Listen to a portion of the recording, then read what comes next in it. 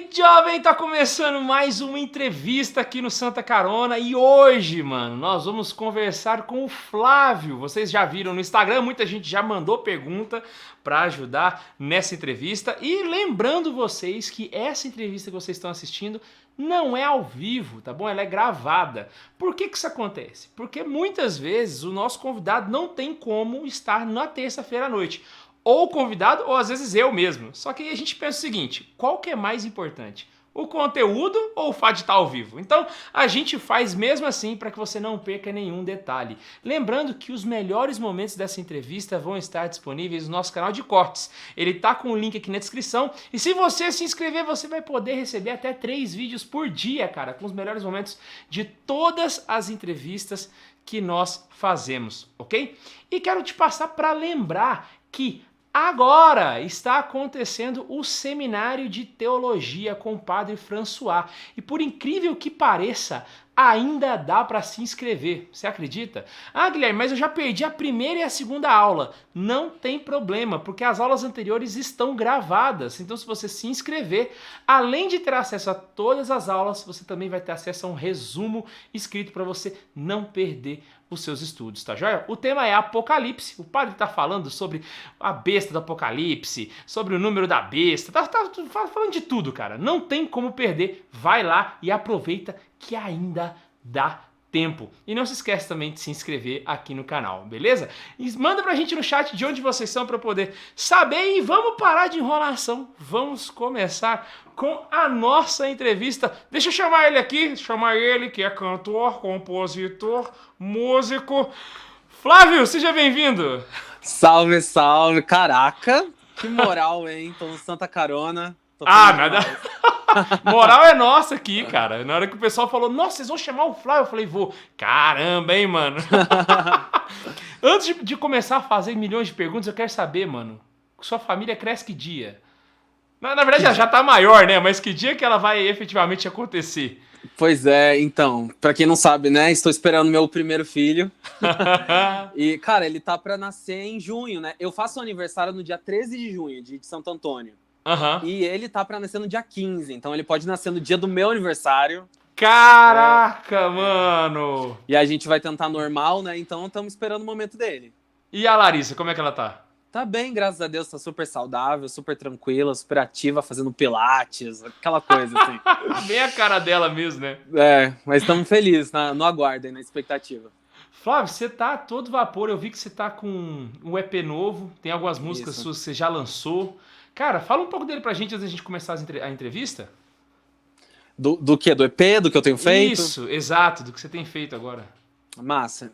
Cara, a música é minha paixão. Eu acredito que é a melhor forma que eu tenho de comunicar aquilo que eu acredito, que Deus fala comigo, o jeito de eu comunicar pra galera que me acompanha e de trazer mais pessoas pra experiência do evangelho, né? Então a música, ela tá sempre muito comigo, assim. Eu lancei o meu primeiro CD solo, né, há uns 2 anos atrás, mais ou menos, Jeremias, trazendo uma proposta de uma musicalidade muito diferente do que as pessoas conheciam antigamente, né? Porque a galera começou a me conhecer através de ministério de louvor, cantando músicas de adoração e tudo mais, músicas congregacionais, que a gente chama, né? Da Assembleia, para as pessoas cantarem. E eu tenho me lançado em projetos novos, desafios novos e uma musicalidade toda nova. E recentemente eu lancei o meu EP Meu Fogo, Teu Fogo, que fala sobre esse encontro, assim, do nosso coração com o coração de Deus, assim, um EP eletroacústico, então ele é mais intimista, cheio de poesia, mas também serve muito para rezar.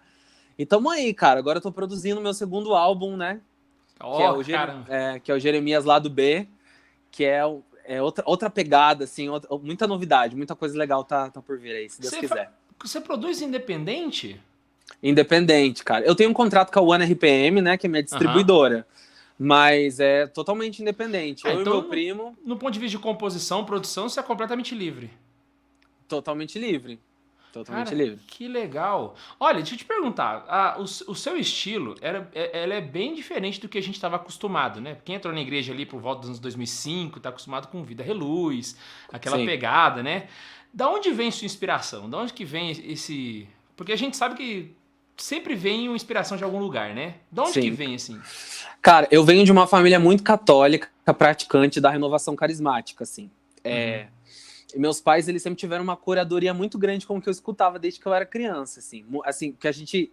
Quem fala de família católica, eu não tô falando de qualquer família católica. Meus pais eram, assim, referência na Diocese de Curitiba, na Arquidiocese de Curitiba, em cura e libertação, louvor, pregação, viajavam o Brasil. Fim de Assim, semana é retiro. Fim de Não, semana é encontrão. eu não sei o que é ir pra praia no fim de semana. Eu não sei o que, tá ligado? Eu só sei o que é pra retiro desde que eu sou criança. Caramba! Assim, é uma loucura. Então, musicalmente falando, sempre teve uma curadoria muito grande. Na minha casa não entrava música secular. A não ser algumas músicas específicas que o meu pai introduzia devagar. Que era Michael Jackson e aquelas músicas flashback, assim, sabe? Então, Steve Wonder, né? Aquela coisa bem do preto americano. Teve uma época também que o meu pai foi para os Estados Unidos. Teve uma época que muitos brasileiros foram para os Estados Unidos para ganhar um dinheiro, né? Que o dólar estava muito bom. E o meu pai foi para lá para realizar o sonho da casa própria no Brasil, que eles conseguiram comprar. Aí teve toda a história. Meu pai foi preso lá, foi mó história. Caraca, assim. Mano. Mó história, foi legal e tal. Foi uma loucura. Ele foi aqueles que foi pelo México? Foi pelo México, loucura. Putz grila, mano. Bem aquela novela América, tá ligado? Exato. Caramba, que coisa louca. Foi, super. Aí minha mãe trabalhando de doméstica aqui no Brasil para conseguir... E minha mãe, tipo, trabalha com enfermagem. Minha mãe foi ser doméstica para conseguir ganhar dinheiro, tirar meu pai da cadeia. Foi uma história. Putz grila, cara. Dá quase um livro, mano. Foi uma história. Só que aí, nos Estados Unidos, meu pai conheceu os corais americanos de negros. Sabe aquelas igrejas de negros? Tô ligado. Aqueles corais e tudo mais. Quando ele volta dos Estados Unidos pro Brasil, ele trouxe um monte de CD, de DVD, de um monte desse tipo de cantor, assim, desses corais e tudo mais. Aí foi que eu comecei Eu acredito que a minha referência, assim, musical mais predominante na minha musicalidade hoje vem daí, sabe? Vem desse gospel americano e do Michael Jackson, que meu pai trouxe. E depois vieram as coisas que eu fui descobrindo, né? Eu gosto muito de música popular brasileira também, então eu tenho toda uma questão da poesia e tudo mais. E eu sou um católico muito improvável, né, cara? Eu sou um cara que não... Eu sou um católico que tinha tudo pra não ser católico, assim, né? Minha história... Cara, eu me envolvi muito nos movimentos de esquerda na minha pré-adolescência, assim, muito, assim. Eu era militante de rua brigar com policial, tá ligado? Nossa, nesse nível? Nesse nível. Aí eu sempre tive muito envolvido, assim, com a galera. Começou com rock, né? Eu descobri o rock, daí eu comecei a virar somos os filhos da revolução, somos burgueses sem religião. Putz grila. E imagina... A loucura que foi isso para um filho de coordenador da Renovação Carismática. Nem imagino. Assim, eu imagino, porque todo mundo tem essa fase na vida. Eu tive a minha. Eu cheguei a participar de carreata do PT a pé, com bandeira e adesivo. E nossa, e Lula lá, nasceu mais. Putz grila, era um negócio louco. Sabe? Eu era muito essa pessoa. Mas é como dizem, né? Se até os 20 você não foi comunista, você não tem coração. Exatamente. Então, e eu me envolvi muito com esses movimentos, assim, revolucionários mesmo, assim, sabe? Que querem mudança na sociedade, que querem mudança em tudo. Então, eu me envolvi com o movimento feminista, movimento negro, o movimento LGBT. Tive muitas experiências dentro desses meios, assim. E isso acaba influenciando muito quem a gente é, assim. Não tem como. Quando você se converte, as pessoas costumam falar isso, né? Jesus vai tocar a sua alma e ele vai te dar uma página em branco para você viver. Eu não acredito nisso. Eu não acredito que Jesus ele exclui tudo que você viveu e começa uma história nova. Não, você traz tudo que você viveu junto. E ele tira algumas coisas, e ele purifica outras, e ele ressignifica outras. E eu sinto que essas minhas experiências, influências artísticas vêm muito desses movimentos, assim, sabe? Vêm muito desses lugares de pessoas que não seriam católicas, de jeito nenhum. Você é o tipo de cara que eu encontraria no sarau, por exemplo. Total, lendo poesia, fumando baseado, fazendo... Então, embora você tenha vindo de família católica, propriamente dito, você não era católico. Você tinha uma semente ali que veio a germinar tempos depois, então. Foi. Eu sou de uma família católica, mas eu costumo dizer isso, né? Não é porque você vai à igreja que você é igreja, assim. Uhum. Então, eu ia à igreja obrigado pelos meus pais e tudo mais, e nunca gostei. Inclusive, tinha feito até um pacto, assim, comigo mesmo, que quando eu fizesse 18 anos de idade, nunca mais entraria numa igreja católica. Nossa. Mas aí eu tive meu encontro com Jesus aos 16. Caraca, aí pagou a língua muito, né? Pagou demais a língua, meu Deus. Nossa, demais. Aí hoje eu vivo fazendo aquilo que os meus pais me obrigavam a fazer e eu vou obrigar o meu filho a fazer do mesmo jeito. Boa! Mas como é que foi esse momento, assim, de você sair da loucura comunista pra dentro da igreja, cara? Como é que foi essa ponte, assim? Cara, a semente foi plantada, né? Então, Há muito questões. tempo atrás, né? Exatamente, em casa e tudo mais. Então, essas questões morais, mesmo eu desviado, elas sempre estiveram comigo, assim, sabe? Não tem como negar.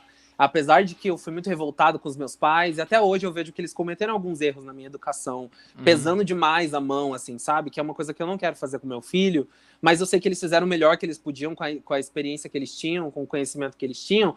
Essas questões morais, elas estavam dentro do meu coração. Então, mesmo quando eu tava lá fazendo um monte de besteira, sempre vinha sabe, aquele sentimento assim de, cara, não tô no meu lugar, não estou fazendo certo, não é aquilo que eu deveria fazer. Eu sempre tive esse incômodo. A partir do momento que você tem acesso à verdade, é muito difícil você conseguir pecar em paz, sabe? Você viver como se nada tivesse acontecido. Eu sabia de algumas coisas, assim, sabe? Quando eu comecei a viver experiências sexuais e tal, eu sabia que, cara, eu sabia o que era a castidade, o sexo depois do casamento, e toda essa expectativa que os meus pais tinham em mim, eu acreditava muito que eu viveria, assim, tudo mais. Então eu sempre tive essa dualidade, assim, sabe? Tem uma música da Toca de Assis que eu gosto muito, que fala que é uma luta desigual, né? Que é quando Jesus, ele tem esse poder de te vencer, e eu sinto que aos poucos eu fui vencido, sabe? O pecado sempre esteve ali, mas Jesus foi sempre insistindo em mim, insistindo em mim. E eu acredito que a grande mudança, assim, que, putz, minha cabeça estourou, que eu comecei a falar, cara, é isso que eu quero pra minha vida, eu quero caminhar com Deus, foi quando os meus pais mudaram da minha paróquia de origem, e eu conheci um grupo de jovens, com jovens que queriam Jesus de verdade, que até então eu não conhecia, sabe? Praticamente você, de uma certa forma, foi forçado a sair daquela vida que você tava, meio que com essa mudança, né? Eu vivi uma época de vida dupla, assim, sabe, tipo, sábado à noite no grupo de jovens, do sábado à noite entrar no carro de uma pessoa, ficar domingo muito louco, na segunda-feira voltar pra casa, ficar de boa, daí me chamarem pra cantar terça-feira na missa, em Pecado Mortal. Se Aí emendando. aí eu cantava na missa, comungava em Pecado Mortal, me sentia muito culpado, daí eu ia confessar, daí confessava o mesmo pecado, daí eu falava que ia viver em santidade, durava até sábado à noite de novo, fazia a mesma coisa. Eu vivi uma fase de uma vida dupla, assim, que eu sei que muitas pessoas vivem, é muito comum essa É mais guerra comum do que a interior. gente pensa, né? Muito, muito comum. Eu vivi uma fase assim. Só que aí eu tive meu encontro com Deus, assim, real, né? Bem classicão, renovação carismática, pregação de batismo no Espírito Santo, choro, hoje livre sou. Tá ligado? Como é que foi? Você foi pra um retiro especificamente? Foi. Eu comecei a gostar muito do grupo de jovens, apesar de não ser de Jesus de verdade, eu gostava da galera. Saquei. Gostava da galera, gostava da música, gostava do jeito deles. Conheci uma menina chamada Jaiane, que foi assim, ela tinha 15 anos de idade, celibatária, super de Jesus, me apresentou o Tratado da Verdadeira Devoção. Caraca. Era uma menina muito porreta, assim, sabe? E eu via muita verdade nela. Apesar da gente ser super diferente, eu via muita verdade. Eu gostava, sabe? De sair do grupo de jovens e comer pizza e sabe? Essa parada assim. Então eu ia para os retiros que eles me chamavam porque eu queria estar com a galera, não é porque eu queria Jesus, entendeu? Saquei. Tanto que eu sabia exatamente como funcionava o retiro. Como eu sou rato de renovação, né? Eu sei exatamente como as coisas funcionam. Primeira pregação, amor de Deus. Segunda, pecado. Depois, salvação. Conversa. Eu sabia tudo. Eu ia para os retiros, eu ficava de braço cruzado esperando as coisas acontecer. Agora é o momento que vai cantar Abraço de Pai. A galera, quanto eu esperei. E todo mundo chorando. E volta para Jesus. Eu sabia exatamente o que aconteceria, assim. Só que eu fui muito pego de surpresa quando nesse retiro, que foi o primeiro retiro, assim, na real, que eu fui de verdade, assim, para participar. Teve um momento do Espírito Santo, do sábado à noite, assim, Jesus... Você também já conhecia, estava acostumado? Pô, total, esse negócio de efusão do Espírito, neguinho cai pra lá, neguinho cai pra cá. Foi minha vida inteira, eu sempre vi isso, sabe? E quando eu tava lá, cara, eu fui pego por uma parada, assim, que eu não consigo explicar até hoje, assim. Não consigo explicar.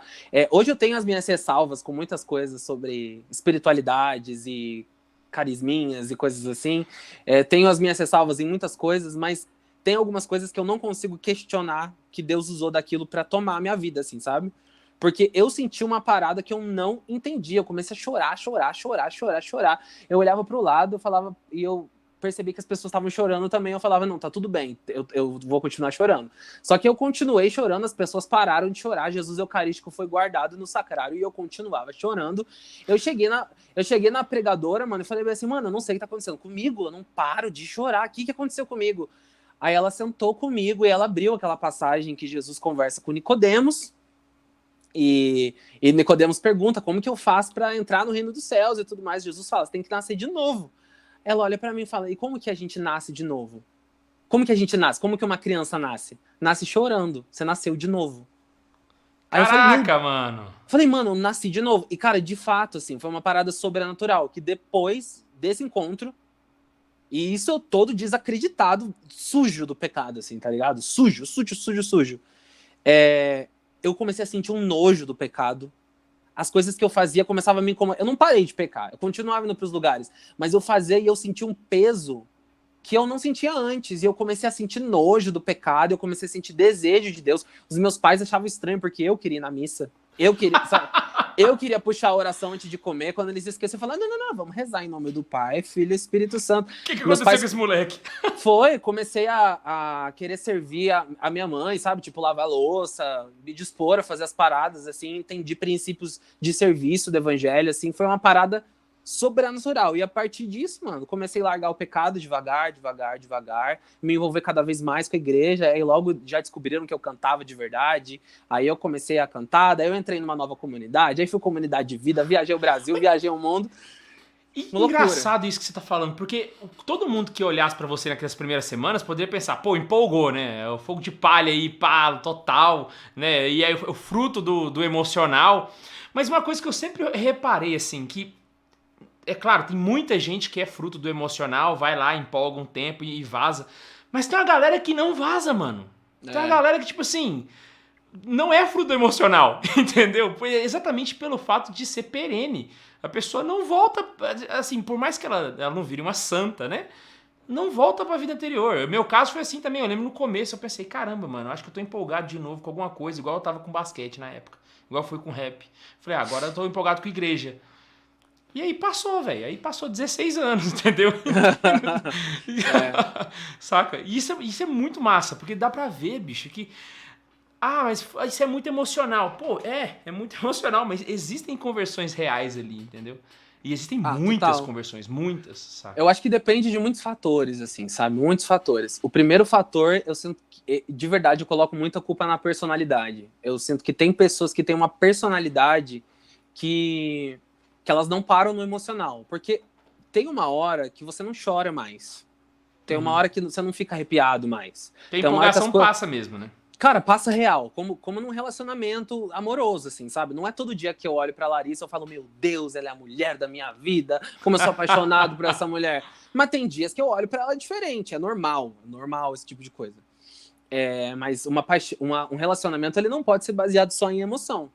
E eu sinto que a maioria das pessoas, elas param no meio do caminho depois que a emoção acaba, e elas voltam pra vida velha delas, porque elas não têm uma base, assim, sabe? Então, no meu caso, eu não posso avaliar a vida de todo mundo, né? Mas na minha vida, onde que eu dou mérito do fato de eu ter continuado? Primeiro, as minhas raízes de fé católica da minha família. Uhum. Querendo ou não querendo, mesmo eu não tendo me convertido lá, eu colho várias coisas. Cara, meu Deus, eu lembro de tanta coisa da minha infância que os meus pais me ensinaram até hoje, que eu aplico na minha vida hoje, muito louco. Por isso que eu acredito muito que os pais, eles não devem desistir da conversão dos filhos, assim, sabe? Mesmo que o filho esteja perdido, lança semente. Uma hora ela brota, que brotou na minha vida. Eu precisei ir num retiro, longe dos meus pais, viver uma outra experiência, mas eu sinto que essa base de fé católica que eu tive me ajudou muito a ter continuado. Eu tenho uma personalidade também muito forte. Então, eu não sou o tipo de pessoa que engulo a verdade fácil. Entendeu? Não sou uma pessoa. Eu comecei a estudar, mano. Eu comecei a ir atrás, entendeu? Não foi só a emoção. Pra te convencer, tem que fazer bastante esforço. Não, total. E eu tenho essa parada da personalidade. Eu passei por muitas crises no meio desse processo. Tive crise de fé, sabe? Tipo, não foi uma linha reta, não foi uma linha reta de, nossa, ele foi só crescendo em Deus e tudo mais. Não, se eu tivesse sido só assim, hoje eu seria santo, tá ligado? Não. Mas eu tive muitas crises no meio do caminho, tive muitas quedas, duvidei da igreja católica, visitei a igreja protestante, fui ver o que era, falei, não é isso que eu quero pra mim, voltei pra igreja católica, comecei a conversar com uma galera ateia, eles entraram dentro da minha cabeça, daí eu fui ler Joseph Ratzinger, aí eu falei, não, é isso mesmo que eu quero, daí eu voltava... Tá Viu a ligado? labuta de. E é um conjunto de fatores, né? Não somente seus pais, mas, cara, essa missionária que você falou, que ela puxou a passagem de Nicodemos, ela foi crucial, mano. Tipo, na hora Foi, certa, ela veio com a passagem certa. Porque é uma foi. analogia que você não esqueceu até hoje, né, mano? Pô, total, e fez todo sentido na minha vida, todo sentido. E aí, pô, Mas, pode mas eu falar. acho assim que as minhas crises me fizeram muito bem, tá ligado? Aham. Porque as minhas crises me fizeram questionar minha fé. E todas as vezes que eu questionava minha fé e eu encontrava boas respostas, eu me tornava mais crente, me tornava mais católico, tá ligado? Sei. Falei, nossa, é isso mesmo, cara. Meu Deus, que coisa mais bonita, sabe? Tipo. Aí depois você vai se laçando, né, mano? Você vai fazer. Eu não era crismado, eu crismei muito, muito tarde, assim. Aí Uhum. eu, aí eu me crismei, daí eu casei, né, mano? Meu casamento, assim, meu Deus, quando tu casa na igreja católica, o bagulho fica muito louco. Fica muito É, de louco. Porque aí fato. você. Não é porque tu vai estudar sobre igreja católica, sobre casamento na igreja católica, você vê que o buraco é mais embaixo, Não, velho. qualquer coisa com relação a casamento. Uma coisa banal aqui, saca? Quando eu fui estudar sobre a aliança, eu achava, pô, é um anel que a gente coloca aqui pra mostrar que tá. Mano, nada a ver, mano. Essa parada aqui é o bicho. É. Talvez a coisa mais sagrada que eu carrego em mim aqui, saca? Tipo, tá além da minha vida, tá no meu dedo, sabe? Então é muita coisa que a gente não percebe. Você tava falando aí, o tanto que a providência age dessa forma. Na minha vida, quem acompanha a gente sabe, né? Meu pai é evangélico, meu pai é batista. E meu pai, ele participava de uma igreja, daquelas neopentecostais, hoje ele não tá lá mais, mas que a pastora, ela era da renovação carismática e virou pastora evangélica. Então ela era Caramba. muito combativa, saca? Ela, cara, meu pai me levava pros cultos e ela deitava o cacete na igreja católica todos os domingos. Era um negócio fenomenal, sabe? E meu pai, por estar ali e acompanhando, era da mesma forma, né? Eu não fazia por maldade, ele achava que aquilo era o certo. Então ele me questionava muito com relação à minha fé. Então eu já Aham. cheguei a perder noite de sono por causa dele. Tipo assim, caraca, mano, mas isso que ele falou faz sentido. Aí eu caçava e ia lá estudar, saca? Então eu acho que as primeiras vezes que eu estudei pra valer a fé católica foi por conta dele, entende? Sim. E de certa forma, né? Claro que eu acho que não era o objetivo dele, mas muita coisa que eu aprendi por conta dele, por culpa dele, né? Porque ele questionava e eu ia lá e falava, cara, faz sentido, deixa eu ver isso aqui. E na hora que eu ia conferir, não. Aí eu aprendi uma coisa nova da fé. Então, é um conjunto de fatores que vão acontecendo que vai construindo você, né? Não é uma Sim, coisa assim total. que sai da noite pro dia. É E uma aí, crise bem vivida, né? Uma crise bem vivida. Você entra na crise, você estuda e você sai da crise mais fortalecido. exato. Problema é que tem gente que entra na crise e fica com preguiça de viver a crise. Aí volta pra vida velha. Entendeu? Que é Porque mais exige. fácil. Mano, exige, tá ligado? Exige. Aí tu abre a Bíblia, aí Eucaristia. Não sei se eu acredito em Jesus nem Eucaristia. Aí Jesus, ele tá falando lá: quem comer do meu corpo e beber do meu sangue permanece em mim e eu nele. Pô, mano, isso é um negócio que tu não consegue entender com meia hora de pregação do YouTube. Exato. Você Não não vai tem como. entender. Você tem que se esforçar, sabe? E eu sinto que muita gente para no meio desse processo. Que é uma resposta rápida, não acha uma resposta rápida e vai embora. E às vezes a resposta rápida vem de alguém que quer tirar a sua fé, né? Que é aquela Claro. resposta que vai, na verdade, é contra a igreja católica, ela é mais simples de engolir, ela é mais fácil de mastigar, né? E aí a pessoa acaba comprando ela, né? Sim. Se você perceber, normalmente, por exemplo, sei lá, um artista, teve uma artista recentemente que começou a ter uns lapsos de conversão aí, a Bruna Marquezine, tá ligado? Sério? Porque ela começou a caminhar com a Priscila Alcântara, que é uma Ah, tô cantora, ligado, tô ligado. que é uma cantora gospel e tudo mais. Canta bem pra caramba. Aí você começa a perceber o que é muito engraçado. É muito difícil, existe, mas é muito difícil um artista, tipo um artista global, um artista super assim, artista mesmo no Brasil, ele se converter e ele ir para a Igreja Católica. Normalmente ele sai da vida mundana para o protestantismo. Aham. Porque o protestantismo ele traz uma resposta que é mais fácil de você conseguir engolir, tá ligado? Sim. Aí quando você quer apresentar a doutrina católica, tá ligado? Pra pessoa, tipo assim, é muito difícil. Sei lá, você tem que chegar nele e falar assim, Ah, você quer viver a castidade? Bora viver a castidade. Então não pode transar, isso, não pode transar. Beleza, não pode transar. Aí você tem que casar. Aí você tem que casar. Aí tem que viver a castidade no casamento. Pô, mano, aí tem que viver a castidade no casamento? Aí tem que ser aberto à vida? Aí não pode usar anticoncepcional? Aí, tá ligado? A pessoa fica assim, meu Deus do céu, essa igreja é exigente demais. Ela... Quando bate tudo da primeira vez, né? Quando o cara, ao invés do missionário ir aos poucos entregando a verdade, ele entrega tudo de uma vez só, como se fosse um checklist moral pra cumprir. Total, aí assusta, né? Então é muito difícil você ver assim uma conversão expressiva para a Igreja Católica, de um artista, de um cara que vive nesse meio que eu vivia, entende? Eu trouxe a Bruna Marquezine porque os pensamentos que eu vejo ela falando, as coisas que ela acredita, era muito parecido com o que eu acreditava um tempo atrás. Uhum. Que era uma coisa mais assim, Deus é amor, sabe? Deus, ele quer abraçar todos, e todos são acolhidos, e todos são bem-vindos, e vem galera, o que importa é a tua intenção, tá ligado? Cara, que delícia que é viver um evangelho assim, né? Tudo é sobre a intenção. Fazendo um paralelo com o mercado. Aí. Existem produtos ruins com marketing bom e produtos bons com marketing ruim. Provavelmente o que tem um marketing melhor vai sair melhor. No caso da fé protestante, eu não vou falar que ela é ruim porque eles creem em Cristo. E Cristo não pode ser ruim. Mas é uma fé incompleta. Sim. E por que eles arrastam mais? Porque eles trabalham um apostolado melhor. Eu percebo que a parte missionária deles é muito mais desenvolvida do que a nossa. Não porque a gente não desenvolveu, mas porque a gente esqueceu como se faz. Ah, total. Foi a igreja que desenvolveu isso ao longo de 2 milênios. A gente está esquecendo com o tempo. Né? Total, e eles estão 3, 4 passos à nossa frente. E aí, mano, chegando um pouco mais na tua vida mais pra frente, cara, como é que foi que você foi aprofundando? Porque dali sai do grupo de jovens, nasce de novo. Pra você entregar a tua vida numa comunidade, tem um rolê, né? Não é tipo assim, você saiu lá da missionária e pá, bateu na porta da comunidade e entrou. Como é que foi isso aí? Cara, os meus planos de futuro nessa época era de ser artista secular, né? Esse era o meu verdadeiro sonho, assim. Tava gostando muito de rock na época, então eu queria ser um cantor de rock, ser famoso, fazer alguma coisa nesse sentido. Depois, assim, depois da conversão? Ou antes? Não, tipo antes. Ah, tá. Quando eu tive esse encontro, o meu cenário era esse, sabe? Era isso que eu planejava pra minha vida e tal, e é assim que eu imaginava. Antes de você continuar, então, a música tá com você faz muito tempo, então. Pô, mano, você tem videozinho, foto minha, quando eu tinha 3 anos de idade, em cima de um monte de tijolo, fazendo show pras pessoas, assim. Que loucura!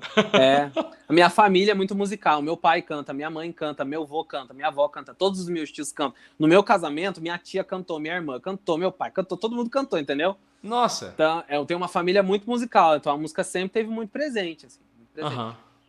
Mas e aí, esse era o cenário que eu tinha. Quando eu tive esse meu encontro com Jesus, veio a crise, né? Que é tipo assim, mano, eu não quero fazer nada da minha vida. Eu quero morar na igreja.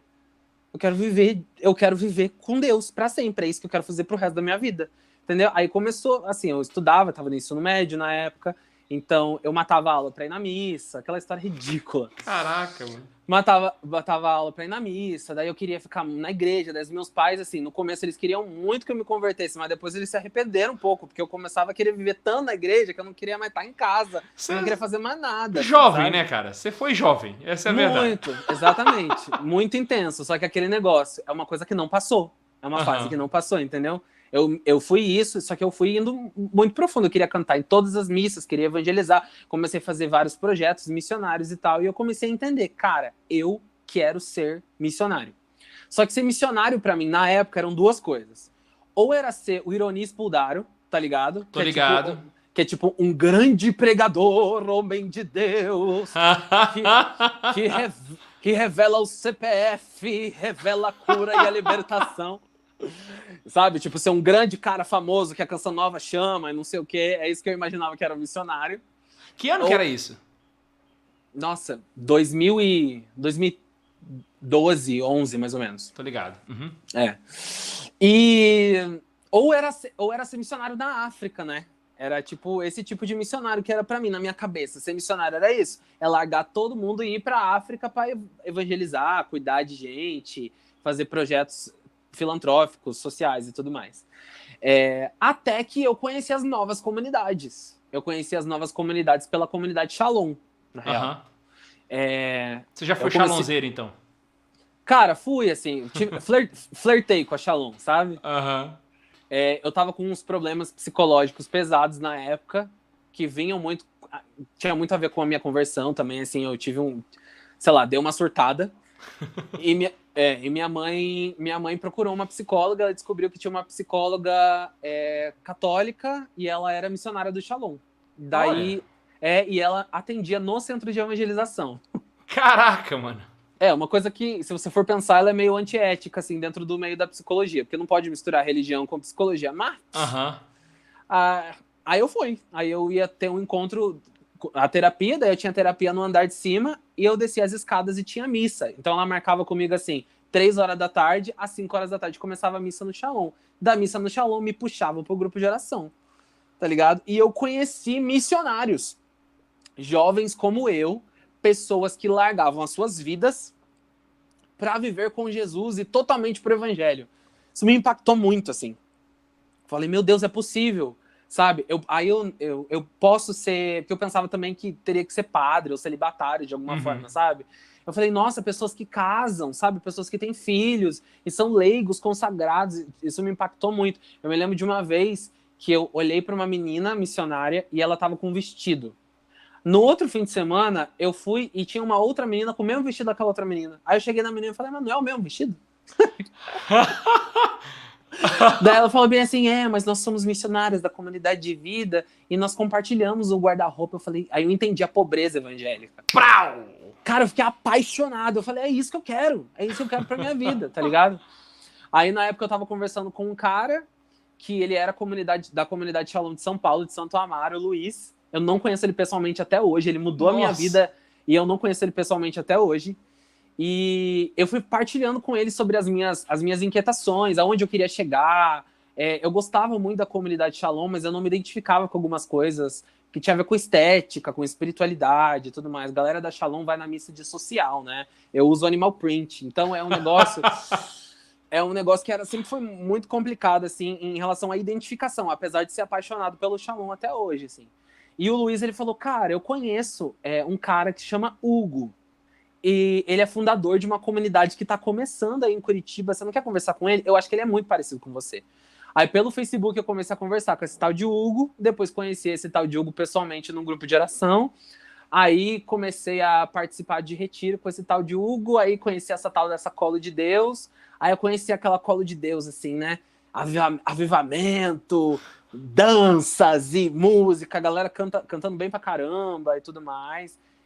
Me identifiquei muito com a proposta. Na época, a Colo de Deus era pequenininha, não tinha nada dessas músicas famosas. Nada perto do que a gente conhece hoje, né? Então. Nada, era pequenininha.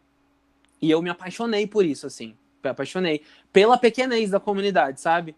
Eu gostava muito dessa pobreza. Eles eram muito pobres, assim, muito pobres. Comer uma pizza era um evento, assim, tá ligado? Nossa, cara. E eu amava essa ideia de ser muito pobre e de evangelizar. Sei lá, Jesus é meio louco, né? Colocar essas coisas na nossa cabeça, assim. Mas eu comecei a desejar muito isso. Comecei a participar dos retiros, fiz 1 ano de vocacional. Na época, nem precisava de tantos anos de vocacional. Fiz 1 ano de vocacional e entendi, assim, que é isso que eu queria pra minha vida. Daí fui comunidade de vida, me consagrei na comunidade de vida. Entrou e dali foi só mergulhando mais fundo. Foi, porque a Colo de Deus, ela teve um boom, né? Eu fiz parte desse boom, né? É isso que eu ia... inclusive, era a minha próxima pergunta.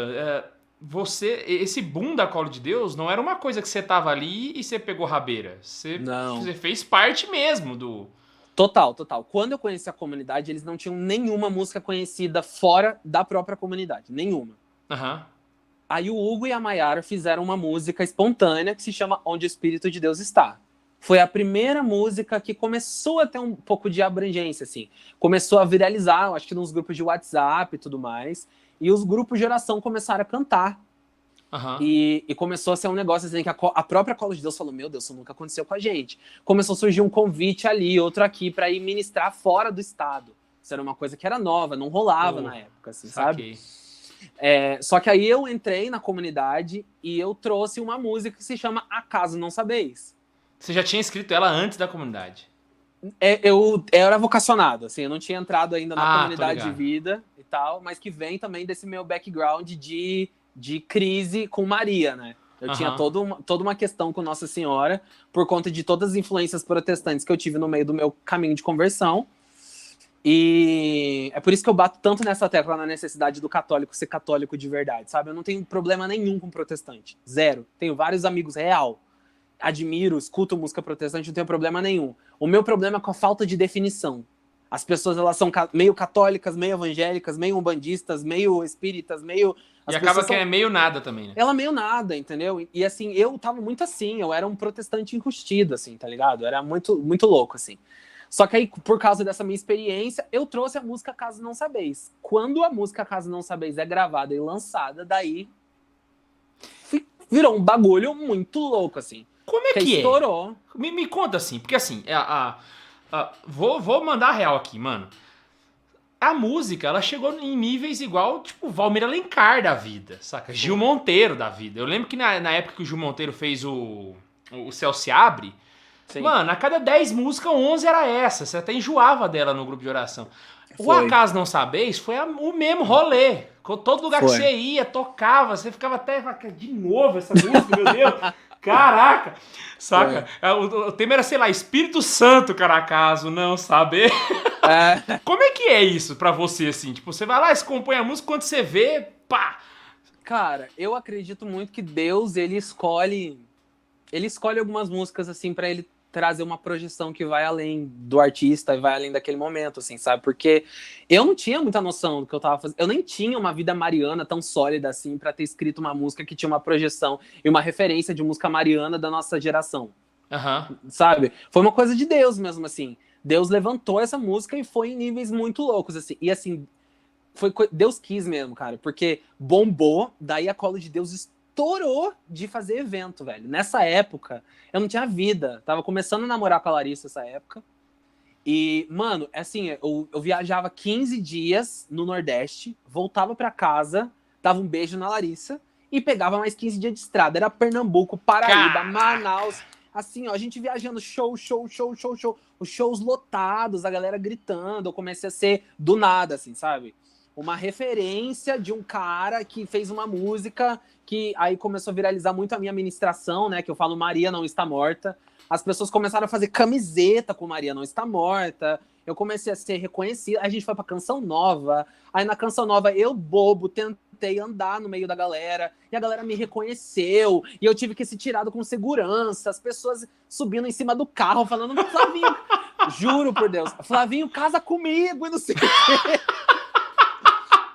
Foi assim, foi uma parada muito louca. Eu lembro uma vez que eu fui num raléu em Brasília, vocês fizeram 3 shows no mesmo dia. Vocês fizeram, acho que foi um show de manhã, um à tarde e um à noite. Eu falei, mano, meu misericórdia. Que não tinha como, as pessoas só queriam saber da Colo de Deus nessa época, assim, sabe? E foi muito louco, assim, porque aí quando a Caso Não Sabeis começou a decolar, a diminuir, assim, aí o Padre Marcelo resolve que ele vai entrar numa depressão. Putz. Aí o padre Marcelo ouve a Caso Não Sabeis e é curado pela tal da música. E ele grava a Caso Não Sabeis. Velho, aí tá, de novo. Que aí tomou uma proporção que pessoas que a Colo de Deus não conseguia alcançar, ele alcança, né? Porque ele é o Padre Marcelo. As veinhas. As veinhas total. Foi uma loucura. A Globo, né, cara? Ele foi cantar na Globo, assim. Então, tipo, que católico que entra na Globo? É pouca gente, assim, sabe? Padre Fábio de Mello, são esses caras, assim. Então, a Caso Não Sabeis estourou muito. Aí tiveram outras músicas também, né? Que foram... Yeshua também. Foi uma música minha que deu uma proporção muito grande. Protestantes gravaram, então chegou também num outro lugar que a Colo de Deus e a música católica não tava chegando, sabe? Eu acredito que é um grande marco ver um protestante gravando uma música católica, porque normalmente a gente vê católicos gravando músicas protestantes. Então também foi muito impactante. Assim. Aí, outras músicas, Queima de Novo, se tornou um hino para a renovação carismática. Essa foi minha vida, assim, por alguns anos, assim, sabe? Fazendo músicas que tornavam, que eu, sem querer, se tornavam enormes. Porque sabe? Depois do Acaso Não Sabeis, aí foi emplacando uma atrás da outra, né? Uma atrás da outra. Que hora que você compunha? Porque você não tinha tempo. Minha vida com Deus, né, mano? Vida de oração é uma coisa que a gente tem que ter. E eu sou muito... Era muito mais que sou hoje, né? Porque eu tinha muito mais tempo, que apesar de Apesar de que ser missionário dá muito trabalho, ser pai de família dá mais, acredite. Dá muito mais. Eu falo isso, o povo não acredita. Tem um padre aqui em Anápolis que ele até brinca. Ele fala assim, eu convido os jovens para ser padre, mas eles querem uma vida mais difícil. Exatamente, exatamente. Mas nessa época, assim, eu era muito download, assim, sabe? Eu entrava na capela e 15 minutos que eu tinha ali com violão, ou sem violão mesmo, eu já me vinha a música inteira, assim. Sarça que só queima, que não se apaga, com melodia, com tudo. Somos tua igreja, viemos te adorar, nesse teu altar, somos sacrifício, Pega o gravador, grava, manda pra uma pessoa, meu Deus, que música maravilhosa, vamos gravar, Daqui a pouco a música tá assim. E a Colo de Deus, ela nunca teve muita paciência. O Hugo foi muito esperto também. Que ele prestou atenção que a Colo de Deus estava bombando e ele lançava música atrás de música. Uhum. Entendeu? Então foi uma loucura. Quando a galera tava esquecendo de uma, vinha Yeshua, desperta, queima de novo, Maranata, tá. A galera maluca, assim. Foi um tempo muito louco. Vocês gravavam na própria comunidade? Sempre foi muito independente, assim. Contratava umas pessoas próximas ali. A galera, a Colo de Deus se inspirava muito em comunicação também. Então tinha muita gente que era muito boa com câmeras e edição e tal. Uma mão de obra barata, né? Ah, não, nesse ponto realmente era invejável, assim. Eu lembro que vocês tinham o Adoração na Nossa Casa é Assim, alguma coisa desse jeito. Eu lembro que eu assisti, eu falei, caraca, mano, que negócio doido. Era tipo uma câmera andando no meio da galera, assim, e não tinha um palco e um povo. O povo e o palco era uma coisa só, e era a sala e... O primeiro Adoração na Nossa Casa, aquela casa é a casa que eu cresci, a casa dos meus pais. É a casa que meu pai comprou preso nos Estados Unidos. E aquele dia foi o meu aniversário. Era o meu aniversário. O Hugo falou bem assim, mano, vamos gravar uma adoração aqui, pegou umas câmeras que tinha no carro, colocou ali e começou a gravar. E aquilo foi a adoração na nossa casa. Aí deu tão certo que aí teve o 1, o 2, o 3, o 4 e tudo mais. Meu Deus do céu. Então, basicamente, esse período, assim, seria o momento mais ápice, assim, que você teve na sua caminhada até hoje. Falando de intensidade... de missão que eu falo, né? Sim, sim, acredito que sim. De alcance, assim, né? Porque a missão, ela não acabou e eu continuei depois de outras formas claro. e tal.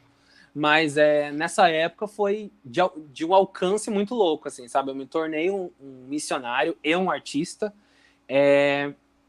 muito rápido, uma coisa que eu sei que muita gente demorou muito pra chegar, sabe? Então, com certeza, assim, foi muito intenso. Em que momento foi que caiu a ficha?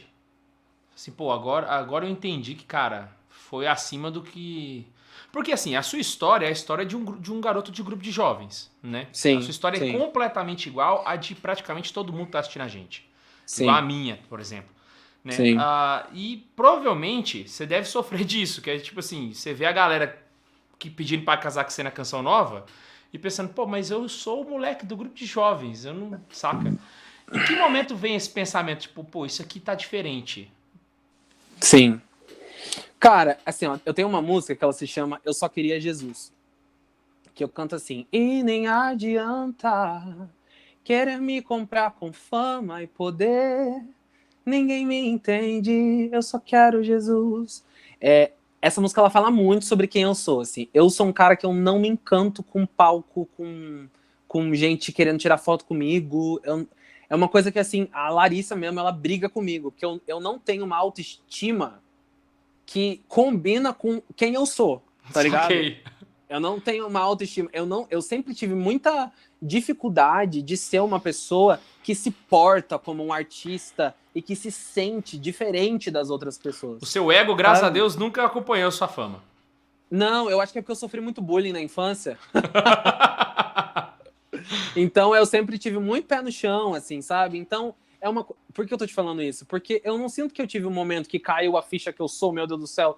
Porque, cara, eu me sinto muito uma pessoa que tá cumprindo com um propósito. Sempre me senti assim. Eu tô fazendo o que eu tenho que fazer, sabe? Eu tô indo de acordo com o que eu tenho que ir e tudo mais. Mas, ao mesmo tempo, eu também não tenho problema de reconhecer o porquê que eu acho que todas essas coisas aconteceram. Eu não acho que o talento que eu tenho, os dons que Deus me deu, eu não acho que eles são dons comuns também, sabe? Uhum. Eu vejo, porque eu acompanho muita gente, principalmente da internet, muitos compositores, assim, muitas pessoas que querem fazer uma música. Eles falam, mano, eu não consigo sair dessas letras, eu não consigo sair disso aqui. E eu não consigo entender a dificuldade da pessoa, porque compor, pra mim, é uma coisa muito simples, é uma coisa que flui de mim, sempre Sei. foi, entendeu? Então, assim, cara, como que você explica uma pessoa que tem muita dificuldade de conseguir fazer 3 linhas de música e uma pessoa que faz uma música quilométrica, muito boa, que bomba e que todo mundo gosta e tudo mais? Cara, é dom, é coisa que vem de Deus. O mérito não é meu, sabe? Tipo, eu nunca fiz aula de voz, eu nunca fiz aula de composição e tudo, e não tem, assim, sabe? Esses dias eu fui num evento e a galera tava me comparando muito ao Valmir Alencar, no sentido de que na nova geração não teve a gente não tem muitos grandes compositores, assim, pessoas que fizeram muitas músicas que tiveram um grande poder, assim. E eu não acho que eu sou nada nem perto de Valmir Alencar, assim, mas as pessoas comentando, assim, sobre a gente não tem mais. E, cara, como que você explica o Valmir? Como que tu explica? Pra mim não explica. Porque Não tem realmente, explicação. assim, era ele. É claro que assim, a gente faz a comparação por conta da projeção. Só que o Valmir, velho, ele é esquisito, mano. Ele Não, muito troca de banda louco. aí, vral, aí troca de vral, aí vai sozinho. É um negócio esquisito. E assim, é um cara que tem dom, mano, tem talento, entendeu? E se você for conversar com ele, ele não é um cara tão estudado. E Sim, não é. É dom, cara, é coisa de Deus, assim. Deus escolheu ele pra ser essa pessoa, assim, sabe? E assim, o Valmir, ele tem muitas músicas com grande projeção, mas ele também tem muitas músicas que não tem a projeção que tinha. exato. Isso é real também. As pessoas têm que entender de que ministério tem prazo de validade a tua projeção. Sim, Entendeu? Tem prazo de sim. validade. O dom, o talento, a disposição, o Valmir, ele continua sendo Valmir, mas ele não faz mais Abraço de Pai, ele não faz mais essas músicas. É real. É Não, e real, não aí a faz. gente pode pegar casos extremos, né? Assim, até fora da igreja. O Paul McCartney, por exemplo. Né? Por mais que ele continue sendo um grande compositor, ele ainda não é ele não é mais o Paul McCartney dos Beatles. Não Né? é, não E é. não é porque ele ficou ruim, é porque faz parte, mano. É assim mesmo, saca? Não, e assim, Então, aí isso que é muito importante, assim, porque eu tive uma crisezinha nesse sentido, né, mano? Porque eu fui um cara com uma grande projeção no Brasil e hoje eu não tenho nem metade da projeção que eu tinha naquela época, uhum, entendeu? Assim como a Colo de Deus também não tem mais. sim. Não tem. Mas aí é nesse momento que você precisa ter a maturidade de entender de que sucesso no ministério não é número, não é projeção, não é agenda lotada, sabe? Uma vez eu fui num show de uma bandinha, de uma dupla chamada Ana Vitória. E foi no Dia dos Namorados, foi com a minha esposa, nosso primeiro Dia dos Namorados. A gente foi do show, é um show acústico, e foi no Teatro Positivo, aqui de Curitiba. E assim, o show delas foi bem gostosinho, eu gosto muito das músicas e tudo mais, mas elas falavam umas baboseiras no meio do show, assim, velho, que era parada assim, umas baboseira. E eu já cantei no Teatro Positivo 2 vezes. E as 2 vezes que eu cantei no Teatro Positivo, eu me senti o cara. Eu falei, meu Deus, eu tô cantando o Teatro Positivo lotado pra me ouvir cantar. Eu me senti o cara. Não no sentido de vaidade, mas no sentido de que olha como Deus me usa. Olha Aham. como Deus está juntando multidões. Aí naquele dia que eu tava no show delas, eu fiquei pensando, essa lógica não faz sentido. Porque esse multidão é o jeito que a gente quantifica e a gente classifica uma pessoa ungida. A Ana Vitória, elas são ungidas. E Se elas for por estão essa falando, lógica. entendeu? Então se a lógica é alcance, se a lógica é número, se a lógica é música famosa, isso não faz sentido. A Anitta é a próxima profetisa, tá ligado? Sim, sem dúvida. Entendeu? Então a gente não pode viver uma vida, e isso é uma coisa que é uma grande crise para os artistas. Uma vida baseada em projeção, em fama, em grandes convites e tudo mais, porque tudo isso passa, mano. Tudo isso passa. Esse período que você viveu de crise, assim, ele teve ligação com o problema que você teve com a comunidade ou não? Foi meio na Teve, mesma época? teve sim. Porque eu não queria sair da cola de Deus, né? Uhum. A cola de Deus era minha vida, meu tudo. Não tinha plano B, não tinha nada, assim. Eu construí um futuro eterno com a cola de Deus. A gente falava lá que era colo de Deus sem fim, né? É uma coisa de eternidade, assim. Uma coisa de Sim. eternidade. Eu tava há um ano para fazer minha consagração perpétua, né? Então, Caraca, tipo, você conheceu a Larissa lá também, né? conheci a Larissa e nós dois. A gente começou a namorar e a gente noivou lá e a gente imaginava uma família missionária, comunidade de vida. Sabe, tipo, é assim que a gente se imaginou. Quando eu me desligo da comunidade e me vejo numa vida totalmente diferente, que é uma vida de responsabilidades por mim mesmo. Eu decido por mim, eu pago as minhas contas. Uma vida também que eu comecei a ser muito caluniado, as pessoas começaram a falar muitas mentiras sobre mim na época, falando que eu saí da comunidade porque eu queria o dinheiro dos direitos autorais, assim, sabe? Mal as pessoas Foi um gigante mal entendido naquela época, né? Porque eu lembro que eu acompanhando de longe aqui, era um negócio que a gente meio que não entendia. É, muito louco, assim. O que as pessoas não sabem, por exemplo, é que eu não ganho os direitos das minhas músicas que eu fiz na Cola de Deus. Até hoje? Não ganho. Eu ganho... Quando o Padre Marcelo canta na Globo, eu ganho alguma coisa. Entendeu? Só que, assim, os plays no Spotify, no YouTube, isso não chega pra mim. Nem os royalties do Casa Worship, que gravou Yeshua, que é uma música minha. Eu já tinha saído da comunidade. Mas pelo fato de eu ter gravado primeiro na Cola de Deus, quem ganha o dinheiro dessas músicas é a Cola de Deus, não sou eu. Meu pai! Então as pessoas falando que eu tava enriquecendo em cima de uma parada que, caraca, velho, eu me casei, velho, e assim, a cama que eu tenho aqui hoje, quem comprou foi meu pai, eu não tinha dinheiro pra comprar minha cama, entendeu? Caraca, mano. E se você Foi for uma pensar parada assim, né? Se fosse realmente ganhar todo de royalty que você tem que ganhar, poxa, você não viveria isso nunca. Exatamente, não, eu estaria até hoje vivendo uma vida muito tranquila, que não é o que eu vivo, assim, tá ligado? Eu sou como um trabalhador, como todo brasileiro, que corre atrás do seu e que não sabe como que vai pagar as contas no próximo mês. Eu vivo assim há 2 anos, os 2 anos que eu tenho de casado, entendeu? Só que você entende quando isso é uma ruptura? Uhum. Porque antes eu era missionário de comunidade de vida. Pensa numa coisa que eu não me preocupava, era com dinheiro. A comunidade te blindava nesse ponto, né? Não, exatamente, assim, eu acordava de manhã, eu ia tomar café da manhã. E eu não sabia, e o café da manhã ele tava lá. Eu não sabia quanto que custava o pão, quanto que custava o leite, quanto que custava o chá. Eu não sabia, entendeu? A comunidade pagava tudo. Depois eu fui descobrir que eu gerava muito dinheiro para a comunidade e de que eu pagava essas minhas próprias contas. Depois que eu fiz essas contas. Mas naquela época eu não me preocupava com nada disso. Eu só queria Jesus, missão, almas e tudo mais, assim. Então, quando eu saí da Cola de Deus, eu vivi um processo de amadurecimento pessoal muito grande, sabe? Ali eu me vi enquanto um homem, um ser humano, um pai de família, um trabalhador, um cara que precisa fazer por mim mesmo, assim, as coisas, assim, sabe? Eu não tinha virou mais... um da Silva. Exatamente. Eu não tinha mais crise... Eu tive muita crise no universo espiritual também, assim, porque eu tinha muito o Hugo, né, que era o meu fundador, ele era também o meu diretor espiritual e ele também era o meu Deus, assim, ele era tudo pra mim. E ele me dava toda a direção da minha vida. Então, se eu brigava com a Larissa, eu chegava nele e falava, cara, o que eu faço? Ele me dava um conselho e eu fazia o que ele me mandava. E eu resolvi o meu problema com a Larissa. Se eu tinha um problema em outra área da minha vida, afetiva, sexual, ele me aconselhava, eu ia fazer o que ele fazia. Eu saí da Cola de Deus e eu continuava tendo crises humanas, normais. Só que quem ia me aconselhar? Você mesmo. Ninguém. Eu mesmo. Tá ligado? Uhum. Então eu virei homem, mano. Esses 2 últimos anos, assim, de casado e tudo mais, eu virei homem, cara. Eu descobri o que é ser um cara que responde por si mesmo.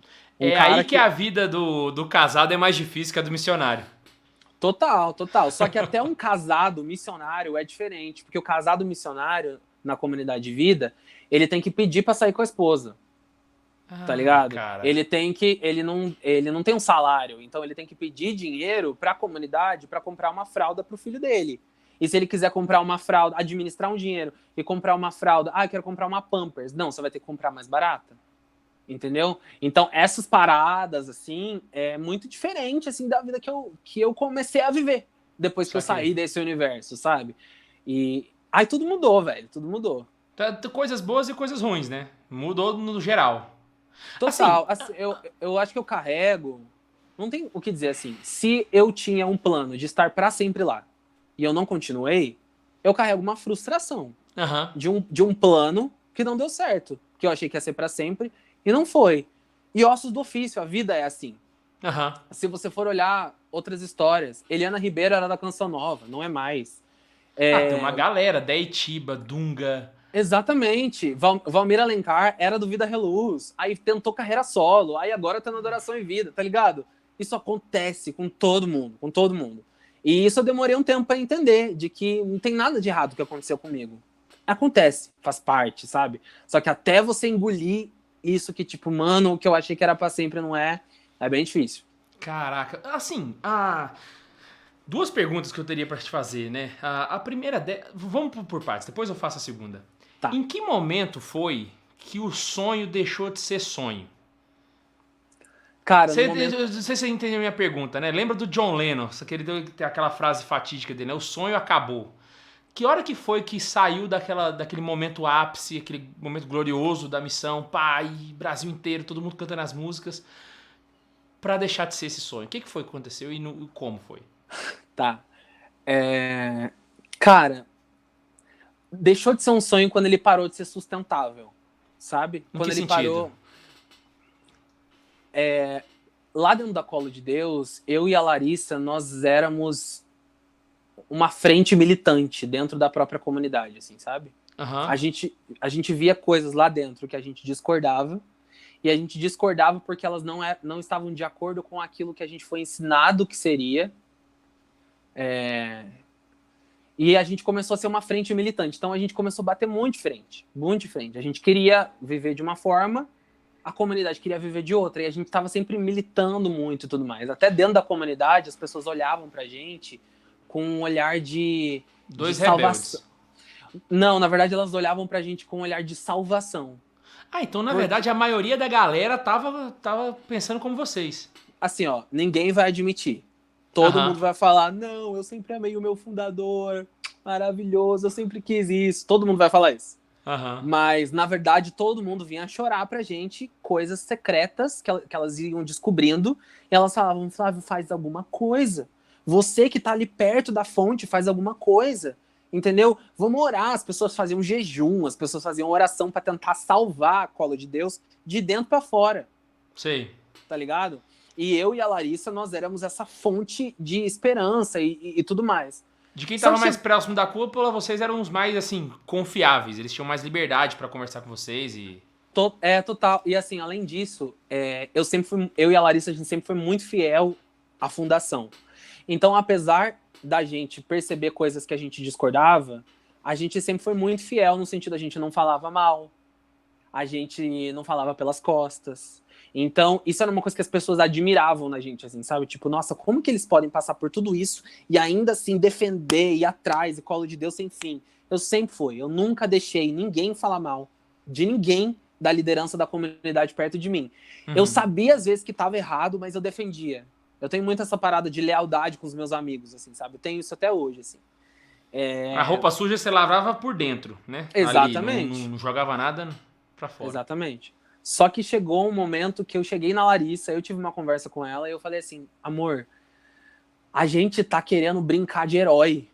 A gente tá querendo ser a nova Teresa d'Ávila em São João da Cruz, tá ligado? A gente tá querendo transformar o Carmelo, tá ligado? A gente quer reformar, a gente quer... Cara, e essa não é a nossa vocação.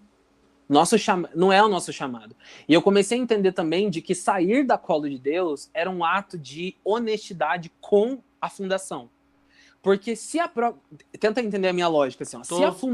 Se a fundação pega um cordão de consagrado, coloca no meu pescoço e fala, eu confio em você, e quando a fundação vira as costas, eu tento mudar aquilo que ele tá fazendo, eu tô querendo fazer diferente do que ele tá mandando, eu não tô sendo honesto com aquilo que eu prometi diante do altar e diante dele. Porque eu, enquanto consagrado, eu prometi, cara, eu vou fazer a tua palavra de fundador acontecer entre os membros. Se eu não fizesse isso, eu não estava sendo honesto. E eu falei, amor, se a gente continuar querendo fazer algo para transformar a Colo de Deus de dentro para fora, a gente está sendo desonesto, sabe? Então foi um ato de honestidade, assim, sabe? De falar, cara, não faz sentido continuar aqui e ser isso, assim, sabe? Ser essa pessoa revolucionária, sabe? Tipo, não é a nossa vocação. Então foi um período que durou bastante tempo. Foi uma série de desgastes que foram acumulando com... A primeira vez que eu pensei em me desligar da comunidade, e eu falei com a Larissa, demorou 3 anos pra eu sair, assim. Sei. Da primeira vez que você comentou até... Isso. Então foram 3 anos de, eu quero sair, mas não, vamos tentar mais um pouco, vamos tentar mais um ano. Então, se eu estiver fazendo as contas erradas aqui, você me fala. Então, no período em que vocês estavam no auge, com aquele tanto de música, já tava alguma coisa te incomodando? Nossa, sim, sempre.